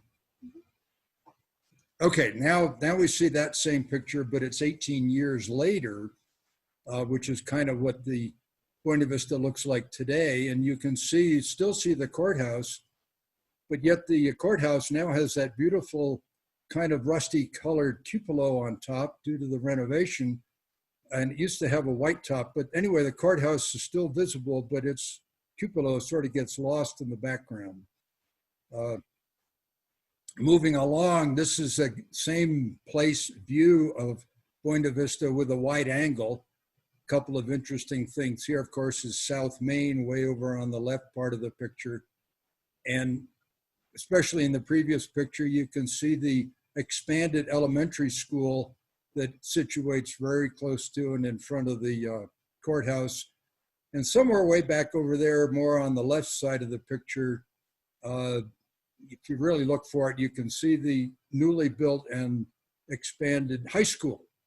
These are 2 very latest additions to the Buena Vista, and Buena Vista is still growing.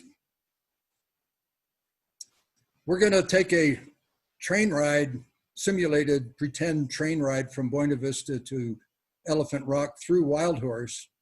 To start that, we'll go off and hop on our stagecoach and cross over this bridge, which is coming from Buena Vista toward the Midland Depot, which is way up the hill behind. Today, if you look at that particular place, all you can pretty much see is trees. But wandering around through the trees, I've shown two of the rocks that have close-up pictures, one on the left, one on the right, that are more or less the same rocks, I think, of where the rocks were showing in the previous picture. So we're on our stagecoach heading up the old Whipple stage line. I don't think they called it the Whipple stage line then, but that is the stage road. And there are actually in that picture wagons passing one another, which when I walk up on that stage road, bicycle road, whatever you want to call it today, it seems more narrow than would be suitable for two passing wagons. In the lower left-hand corner, of course, you can see the stage road because it curved around. And today's picture of that same curve, but yet in order to get it into the same picture, I really had to take two pictures and pop one on top of the other to get you the, the idea of how that line today curves around. Today, as everybody knows, it's good for bicycles, good for hikers, good for doggy walkers and other kinds of modern recreation, but no more for wagons. Getting to the top of the stage line onto where the Midland Railroad was and the Midland Depot and all the various other station buildings that were used by the Midland, we have this picture looking across now the Arkansas Valley way over onto what is really Mount Harvard and Mount Princeton, not Princeton, but Harvard and Columbia are way over there on the other side. The trees, as you can see from comparing that picture to this picture, are really absorbing a lot of the near views. We can only assume that back in the old days, a lot of the trees were cut down for, railroad use, for building use, for fuel wood for people in town and, everything like that. But since that is no longer done, the forest has sort of done a pretty good job of recovering itself. So I call that, kind of the top of the Whipple Trail, and also somewhere down in those trees. If the trees weren't there, you could see the top of the stage road. You've all seen this picture earlier today, but the first interesting place going by train from Buena Vista to Elephant Rock is you have to cross this bridge, which is an old Jackson photo of the bridge across Hop Gulch. It looks like rather spindly bridge, and I'm told that it was, and rather shaky and probably a little nerve-wracking for people that were riding it. I don't have a picture of it, but somewhere after this picture was taken, I believe it was strengthened somewhat to make it a little less wobbly. My modern picture of where that same bridge was shows way over on the left, you can see the upper bridge abutment, and way off on the right, you can see the lower or the right-hand bridge abutment. So that's quite a wide expanse, and that was a long trestle bridge. Down in the valley, most of the abutments that we're showing in this picture that held up the spindly trestle, most of those abutments are still seen in place. Some of them have been eroded away and are washed down at the bottom of the hill. Did I miss a picture here? I think I did. I like this picture. When I was just had moved to Buena Vista, I was walking around on the old Midland Railroad grade, and was just exploring the area, and walked down onto this part of where you see this picture. And I looked at that area, remembering that I had seen this picture back in Abbott's book. I didn't have the book with me, but I just turned around, ran home, and I thought it looked very familiar. And I turned back and found this picture in the old book and ran back up to the that place there. And sure enough, it confirmed my idea at that time that that was indeed the picture that Abbott showed in his book. Abbott has it labeled as downgrade from Trout Creek Pass, which it is, but yet Trout Creek Pass, uphill looking into that picture a long way, it's about 18 miles to get all the way to Trout Creek Pass. It's only a couple of miles, about half a mile from Wild Horse. So I call this downgrade to Wild Horse. Almost arriving at Wild Horse, there's this picture that shows some old charcoal kilns and a railroad line passing behind those rocks, which is probably the Rio Grande Railroad. And in the foreground, what looks like a bunch of people's silhouettes. I theorize that they are workers on the Midland Railroad. And there's the modern picture of pretty much the same place where you have that rock formation, the Rio Grande Railroad behind. And although I have no sign in this immediate foreground of where the Midland Grade is today, that's where I was standing on the Midland Grade today when I took that picture. Just before arriving at Wild Horse, you pass through this really rocky, narrow, rocky cut. It's very, very short. And it also looks rather familiar as being that place right there. There, the old railroad grade is so encumbered with trees and bushes and shrubs, it's almost impossible to walk along the old Midland grade, through that narrow cut, but it can be done. And you have this very notable rock formation that was in the previous picture. Let me just pause at this point and see if anyone has any comments or questions about the Midland Railroad between Buena Vista and just before arriving at Wild Horse.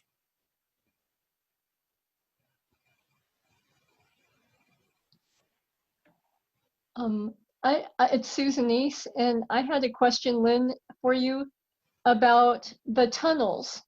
And so the 4 tunnels, that is Midland, right? That goes through the tunnels? That is correct. The tunnels are actually north of Wild Horse, so I do have some pictures of those, and we'll journey through those on our way to Elephant Rock. Okay. Which are a little early. Okay. Sorry. No, that's perfectly fine. Anybody else? Popping through that little narrow cut about 100 years ago, you were looking at this trestle, which is the third of 3 trestles that were necessary to be built between Trout Creek Pass and Wild Horse to get across intervening substantial creeks. That is an old view of Wild Horse with that trestle bridge across 4 Mile Creek leading into it. And that's what it looked like a long, long time ago.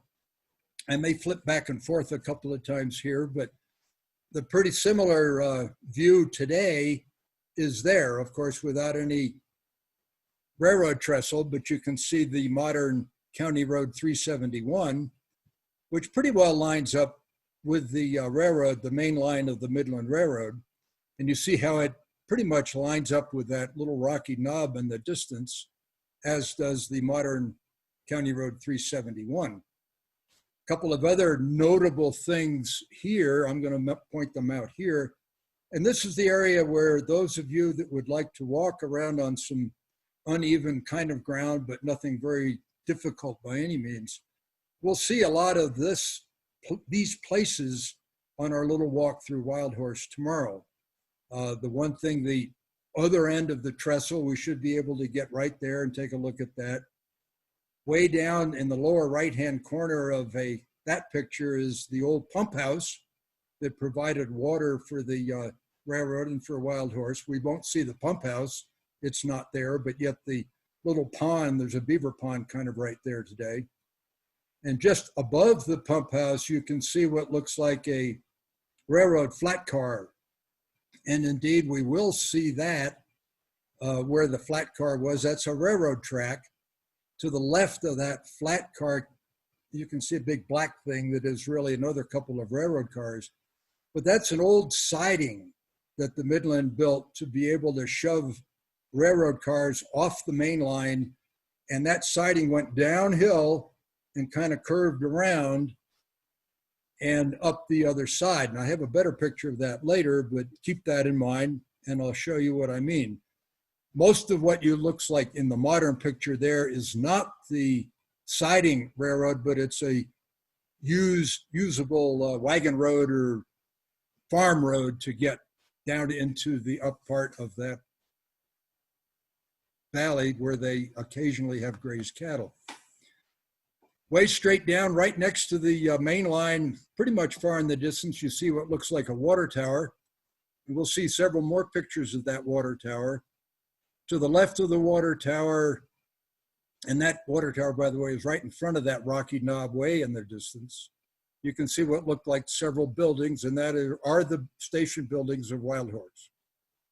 Off on the right of the tower, what looks like a roadway kind of cutting uphill through the trees there was an old road, and that old road probably continued left out of the picture to the left, and that was sort of the old wagon road going back to Buena Vista. A lot of that you'll be able to see on the ground. How do I do that? I'm sorry. Oh, you're trying. Okay. You can't see the road to the right going up into the trees because it's all covered with meadow grasses. And pretty much the road going off to the left in that picture is modern County Road 371. This is a sketchy diagram of what Wild Horse looked like then. The prominent items in this diagram, I'm not going to go into great details, but you can see on the left side of the picture, a curved line leading to the left and also from above, and another curved line leading to the left from below, are what's known as a Y, spelled W-Y-E, and that they were connectors over to where the Rio Grande Railroad was, doesn't show on this diagram at all, to enable the Rio Grande Railroad and the Midland Railroad to share their trackage resources. They did that quite a lot, even though the Rio Grande and the Midland were competitors to each other. But nonetheless, they took advantage of each other's when something disastrous happened on one line or the other, and they were able to use the other railroads' trackage to enable their business to continue. Down on the lower right of that sketch, you can see a little curved line heading off to the lower right. That is that siding line where they could just shove cars off of there to be able to do other maintenance and whatever servicing were done on the trails there. And of course, the water tower, that round thing up near the top of the picture, is where the water tower was.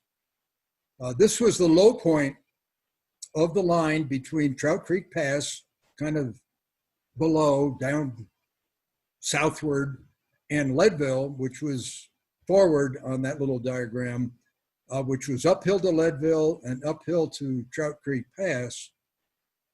So Wild Horse was where they would do a lot of rearranging of engines, filling up engines with water. This was a good place to do that. They used probably more water, especially in terms of weight, to drive these old steam engines than they used coal. There's a view of the trestle that we first have to cross to get into Wild Horse, looking up 4 Mile Creek. The prominent rock on the right is 4 Mile Rock, and way behind the engines in the distance actually is Marmot Peak. I have no knowledge whatsoever of whose donkey that was in the picture. My reference talks about Abbott, but I'm sure it has nothing to do with Abbott. Anyway, that is the looking upstream on 4 Mile Creek from, the trestle, of course, is no longer there. And it's actually quite a little drop off the edge of the near foreground. It drops down into 4 Mile Creek today.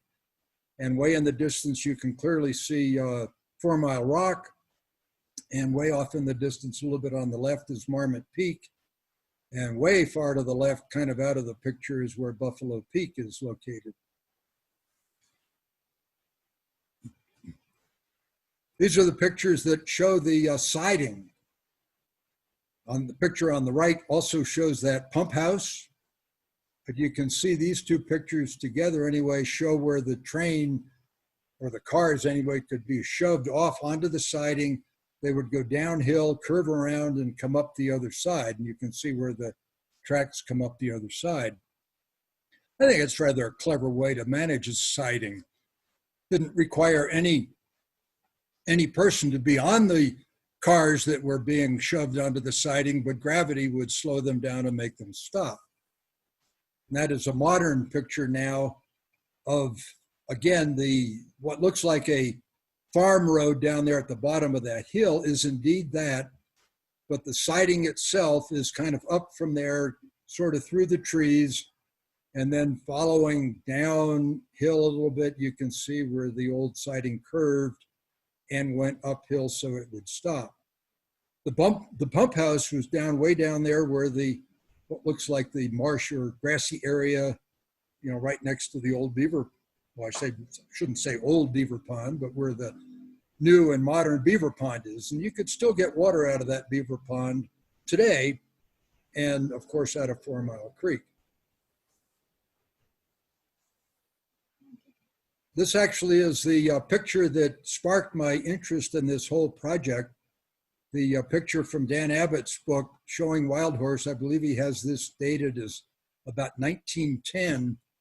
And I recognize that picture as, gosh, I think I'm familiar with that. And sure enough, I'll show you in the modern picture a second where my house actually lives. It's way off on the left. Pretty much looks like it's just down at the bottom of the steep slope from that little mountain in the foreground, or on the left side of the picture. Behind the water tower, and you can clearly see where the water tower is what looks like a big rocky cliff, and that is really what is now known as 4 Mile or Jump Rock, and has been in the past a very popular place for people from Buena Vista to come over and swim in the Arkansas River. The first thing to notice here is you can see all of the buildings of Wild Horse sort of in the trees, but look how few trees there are.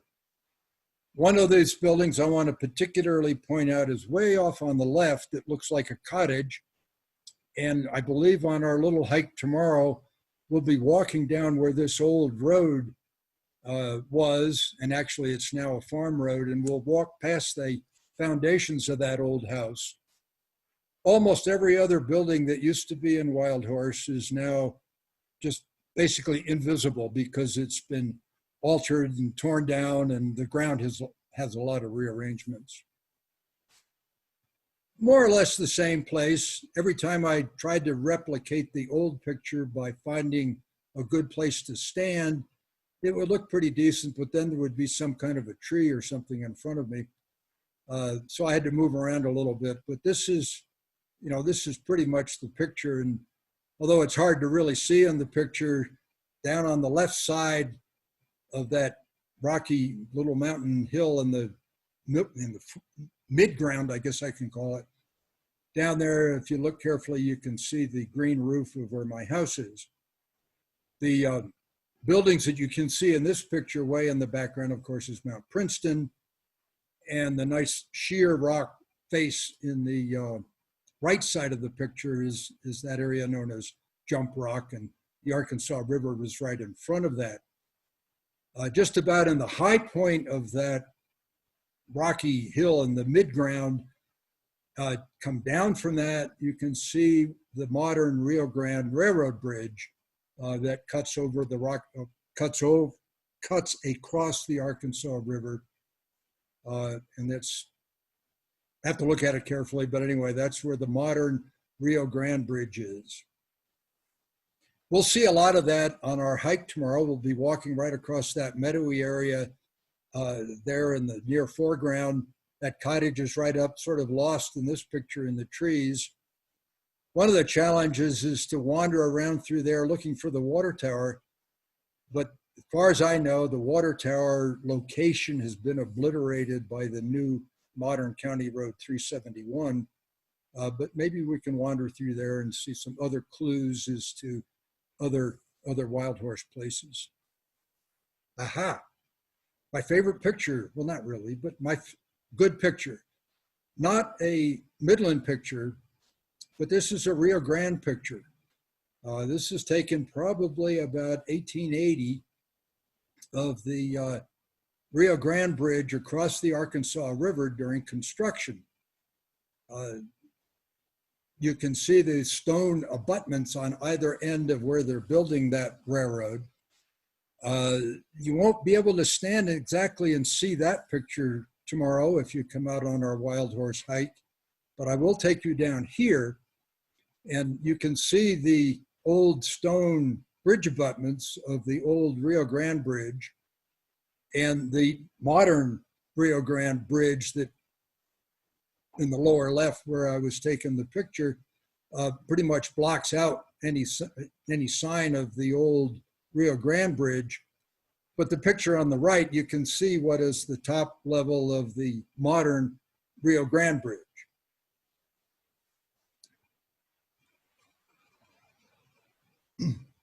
I showed you on the little sketch map, the Y, the south leg of the Y, which is leading southward in this picture, leads up and over. You can see where it crosses the old Midland trestle across 4 Mile Creek. And right there in front of the trestle is a couple of railway cars that are probably not on the main line, but probably on a siding. There was a siding up in there. But just about to the left of that big hunk of railroad cars, you can see another railroad car that sort of looks like it's going downhill and away from us. That is probably a couple of cars that are parked or leading down on that curvy siding that we'll be able to see tomorrow. The railroad cars that are off on the right of the Y are actually storage houses of some sort. There's no sign of those at all on the ground, and much of that area is now just recovered meadow. And that's pretty much a modern picture. It doesn't look like a railway Y at all, but if you do walk through there kind of on the left side of the picture, you can recognize it as indeed a Y. It goes up onto what is now modern County Road 371, and somewhere on the right part of that picture is where those older railroad buildings were. There's a quick look back. And of course, the mountain in the background is Midland Hill, right behind Midland, and that hill shows up very clearly in the modern picture. Two Lynn? old pictures of wild horse,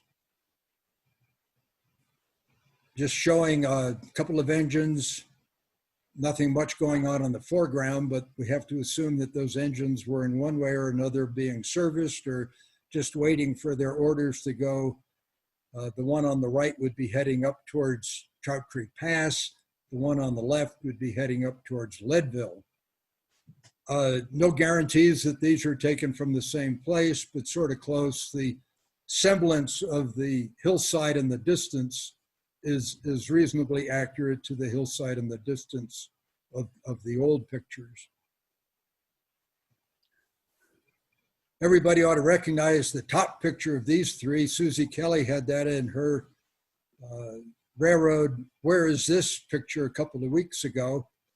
And the two below are other pictures of wild horse, one showing pretty much the most of the buildings of wild horse, and way in the distance of the one on the left, you can see the water tower.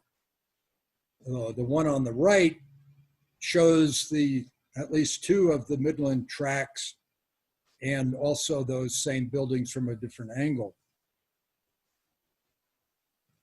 Don't have to worry about standing in the middle of the road, or at least back in, I probably took these photographs about 15 years ago. Didn't have to worry too much about standing in the middle of the road taking that picture. But be a little risky to stand out there today because that road is getting more and more used by modern vehicle traffic, most of it recreation-oriented traffic. The view on the right and the lower left are reasonably similar to what the old pictures showed you.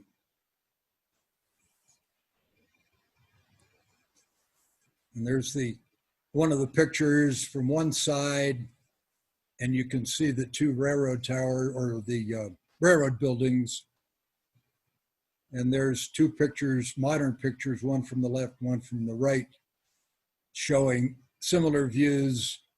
And actually that land all around in there, when they built the modern Road 371, they did a lot of rearrangement of the ground. So many things are just not the same now as they were then. That upper picture on the upper picture kind of looks like a berm going right across the middle of that picture. You might sort of think that that's where the railroad was, which is not true.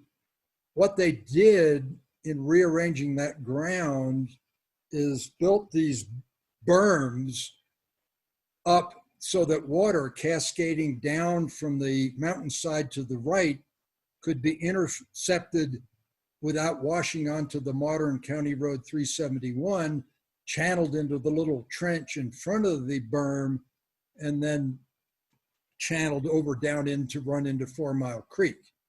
And there's a lot of that rearrangement of the ground out there in Wild Horse today.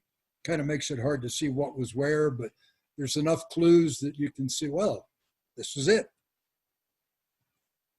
Two pictures of Wild Horse from a back.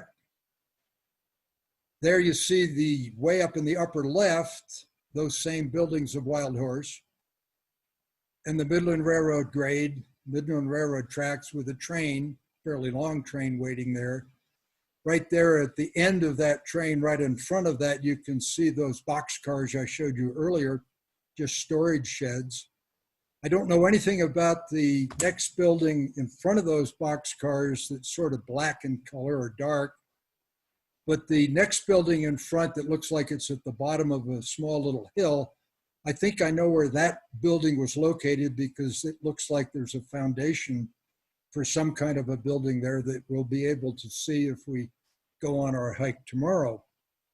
Down there in the lower left part of that picture is indeed the Rio Grande, the old Rio Grande Bridge. And the other interesting item in that old picture, right there above the Rio Grande Bridge, you can see what looks like a little wagon road that just cuts across there. That wagon road is indeed not a wagon road. It is an old aqueduct route that took water from Arkansas River down into some farmland nearer Buena Vista so that they could raise some vegetables when Buena Vista area was pretty much of a farm.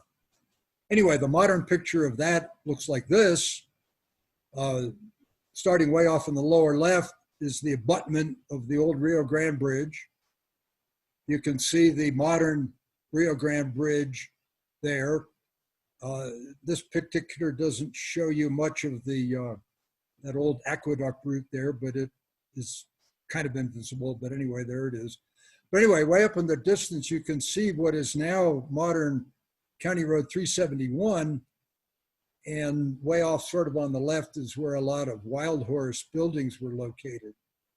Also showing, and this is a very good view of Marmot Peak way in the distance, kind of on the left, and on the right is 4 Mile Rock with that rocky knob sticking up there. Yeah, and that nice looking house there on the right side of the picture is my current home, living in Wild Horse. Another picture, not too dissimilar from where I stood in the previous one to take this one, looking upstream along the Arkansas River. The old picture shows the Rio Grande Road that leads up right along the river. Look off on the left, though, way on the left side of that picture, you can see what looks like a couple of rocks in the middle of the river. In fact, those two rocks are, actually there's really only one rock there, but water looks like it could have flowed between those two rocks, but I used to think it did, but now I don't think it does anymore.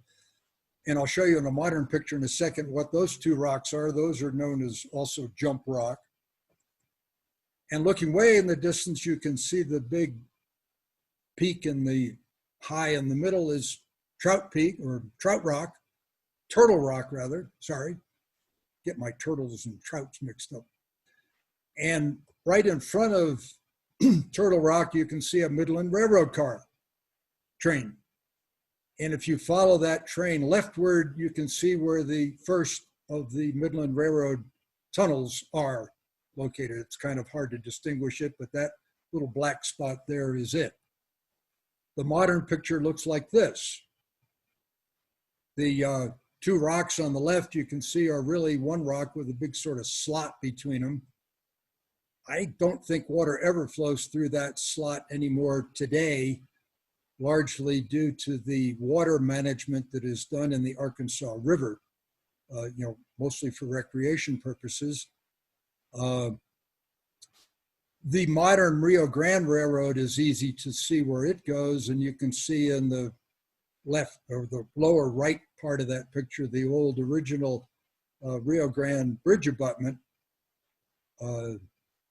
Turtle Rock is down there, and if you look carefully in the trees right in front of Turtle Rock, yeah, you can actually see the first of the Midland Railroad tunnels.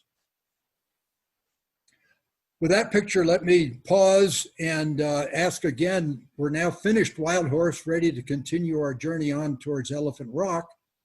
Any pictures or comments at this time from anybody? Yes, I was wondering if you could tell us exactly where Wild Horse is, and are there any existing structures still standing, or they're all gone? They're all gone. Wild Horse is basically there. It's where County Road 371 journeys down towards the intersection of Forest Road 375.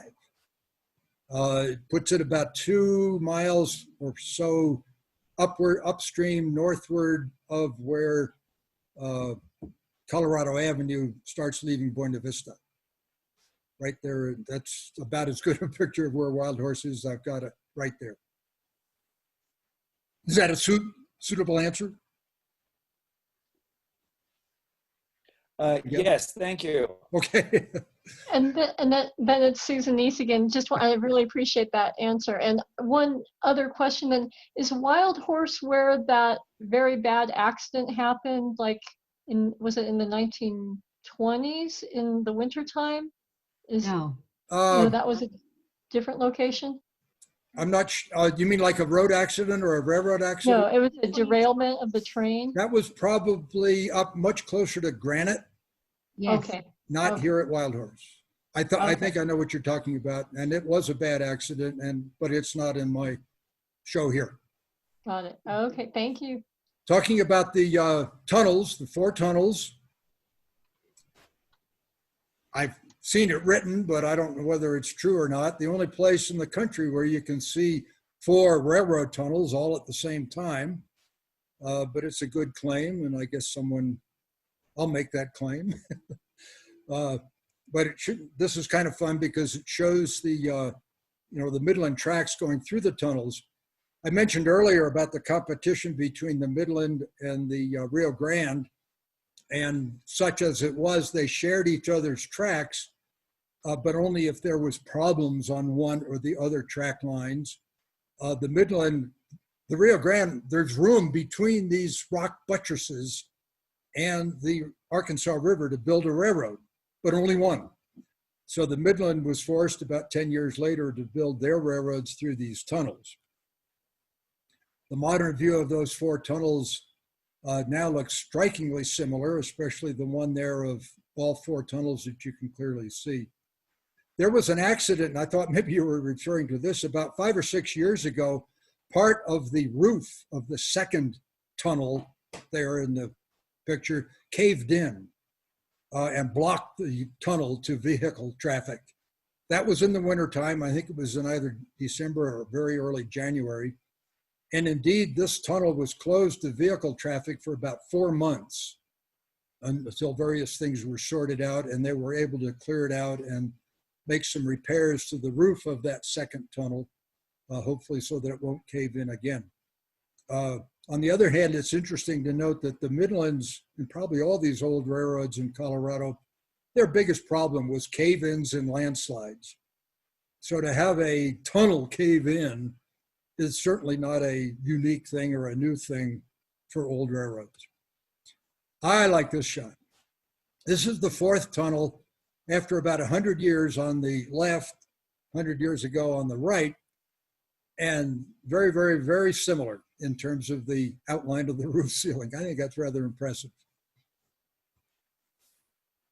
This is an old picture by Jackson coming out of that same fourth tunnel. The Arkansas River is on the right, just in front of the engine. Take a look at the, just above the tunnel, you can see what looks like a rock sticking up next to that tree. And that same rock is still sitting there today. I like that with Train by Jackson and with Explorer by Barry. Back in when I took that picture, which is now quite a few years ago, I did have an Explorer. Now I have a Grand Cherokee. I guess I ought to go out and retake this picture again. Yes, got it. Yeah, the Arkansas River, of course, is still showing there. No, we don't. What? Hit that. Yep. There we go. Thank you. Lynn, Yeah. this is Susie Kelly. Yeah. I'm enjoying this, but I want to tell you the picture of the high trestle, that is not a donkey in the foreground. That's a big dog that belonged to the Odd family, A-U-D-E, Oh, the Oddie family. I have a picture of the same view, but it's from them and it tells me that's their dog. I will look that up. Okay, thanks. Is she talking about that one? Maybe she is. No, way back with the. Oh, anyway, all of you should recognize this picture. Susie Kelly had in her article a couple of weeks ago this very same picture showing the old Leadville stage bridge across the Arkansas, and also a Midland train coming out of the last tunnel and looking straight on down the Arkansas River. A modern picture, and again, this was also published by Susie a couple of weeks ago, a pretty modern picture of that same site. Notice the difference between the curvature of this modern curve of the Rio Grande Railroad and the older Rio Grande Railroad, and the way it made a much sharper curve around that, around that bend of the river. The rock on the left is very similar to today as it was years ago. Same rock, same old stage road in the picture on the right, but that's the stage road that was leading down to the stage bridge in the previous picture. And here is the Midland Railroad picture coming out of the, well, there's no railroad in this one, but you can see the tracks coming out of the last tunnel. And the modern picture is showing pretty much the same thing. There is no longer any sign of the old stage road that was going down to the old stage bridge.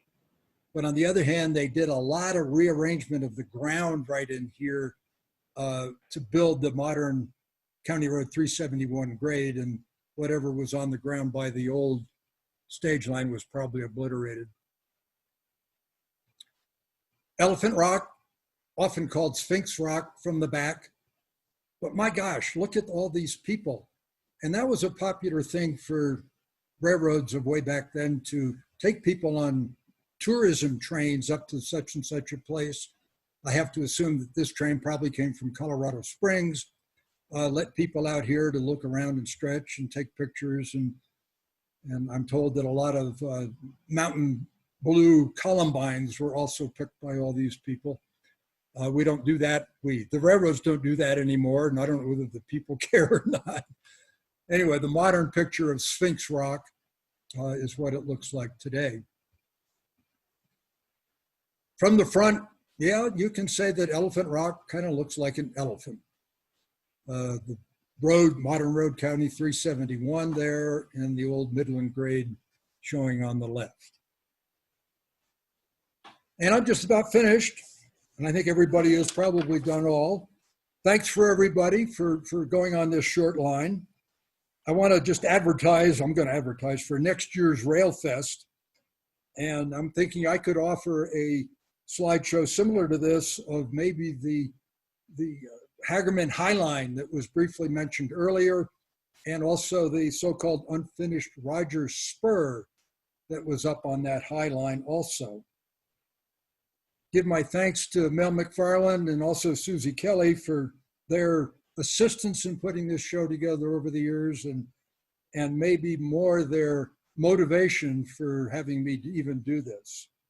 And Kiki, who is right next to me right here, is my technical advisor and necessary person. But thank you, Kiki, and thanks to everybody else. Wonderful. If I could take over from you. All right, now there's the moment you all have been waiting for. Get this back off. All right, so now the moment you've all been waiting for, some information on how to sign up for tomorrow's hike of Wild Horse. We do have a limited number of spots. We can only take 20 people to the properties by preference of landowners. And so we will all have to social distance. Masks will have to be worn the entire duration of the hike. And there is uneven terrain. You are leaving the road to go look at some of these sites. So there will be rocks and dirt and roots.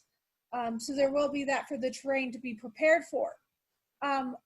What I'm gonna have you do is to email or text me your name, the number of people you would like to go, as well as a phone number and an email to contact you with. And those you can send to me at 970-300-6964 if you're going to do it as a text message. And I'll put this in the chat box too before we end. And museum@buenavistaheritage.org. And so that's your name, how many people you would like to go, a phone number to contact you, and an email address, because we are going to email you the COVID release form.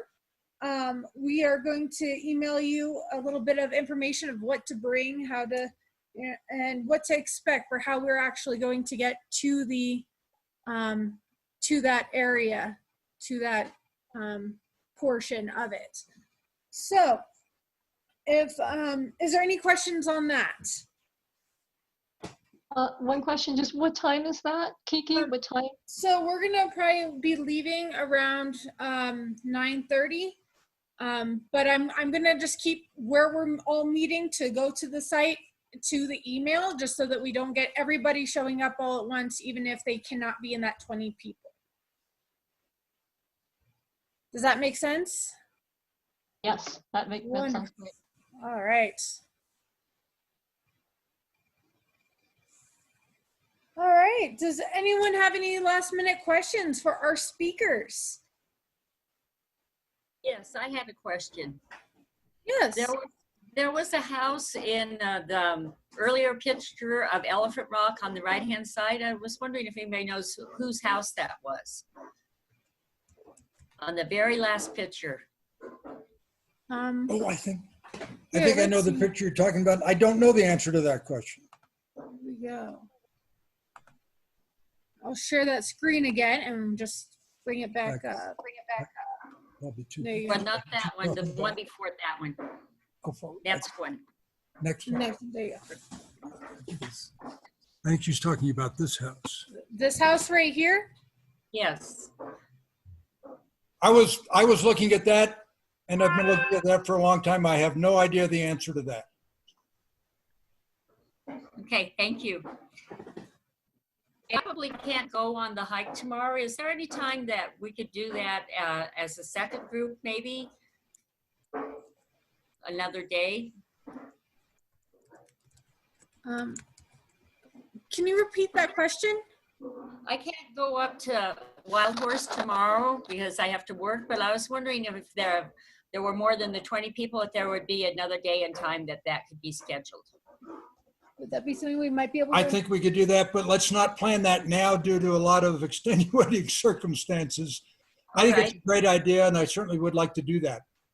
Yeah. Okay, thank you. Go ahead and send me your email and put in that with your name, how many people and all that, and just put in backup date.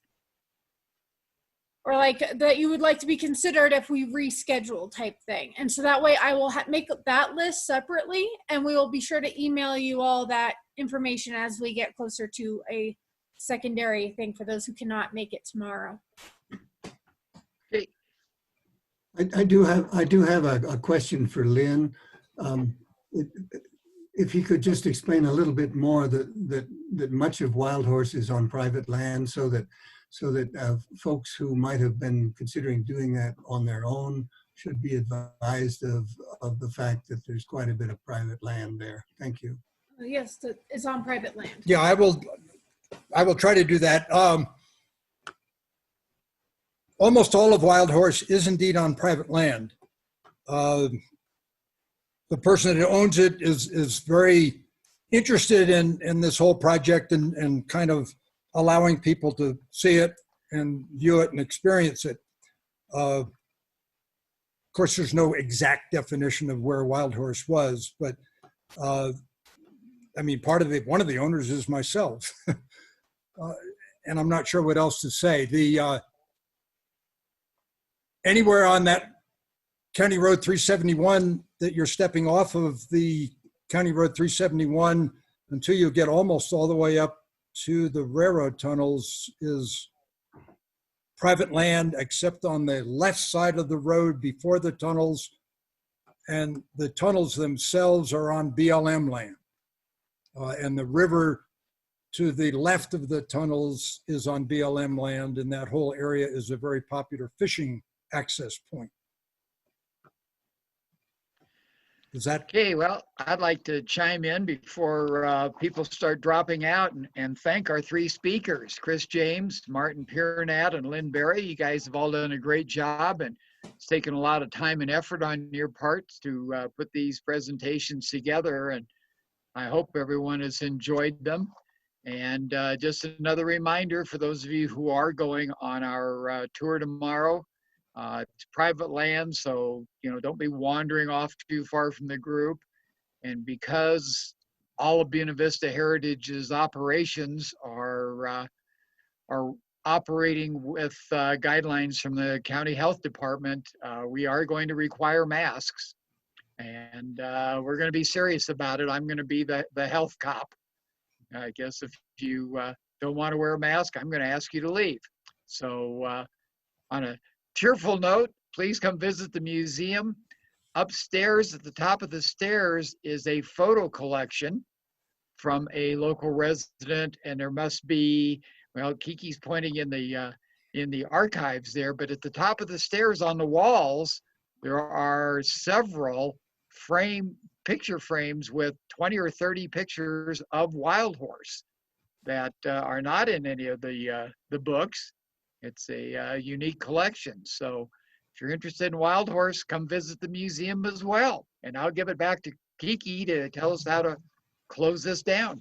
Definitely. Thank you all. Just two last things. First one is we do have a lot of photographs in our photographic collection that we are currently digitizing and making available on an internet database, so you can go search photographs.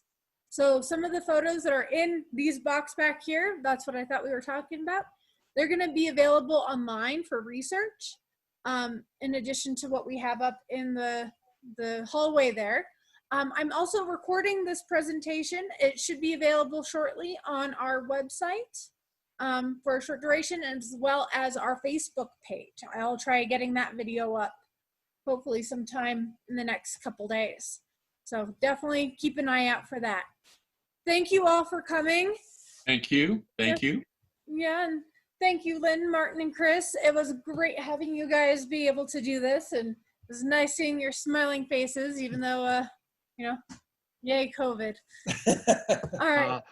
One thing I forgot to mention is the depot downtown is open this afternoon. It will be open again tomorrow afternoon at the end of our tour. I believe Lisa Wagner has it open right now, and I'll be down there in about a half an hour, and I think we'll be open until probably 4 o'clock or 4:30. And come down and see the depot and the caboose and the museum exhibits in the freight room at the depot. They're certainly worth a good look. Thank you all. Okay. My video is turned off at the moment, but I will just comment that I've been to the Depot Museum, and it is an absolutely fabulous presentation inside. It's very well designed and very well laid out. I agree. Thank you. All right. Well, you take care, everybody. I will chat with you all later. And yeah, thank you all. Thank you. Thank you.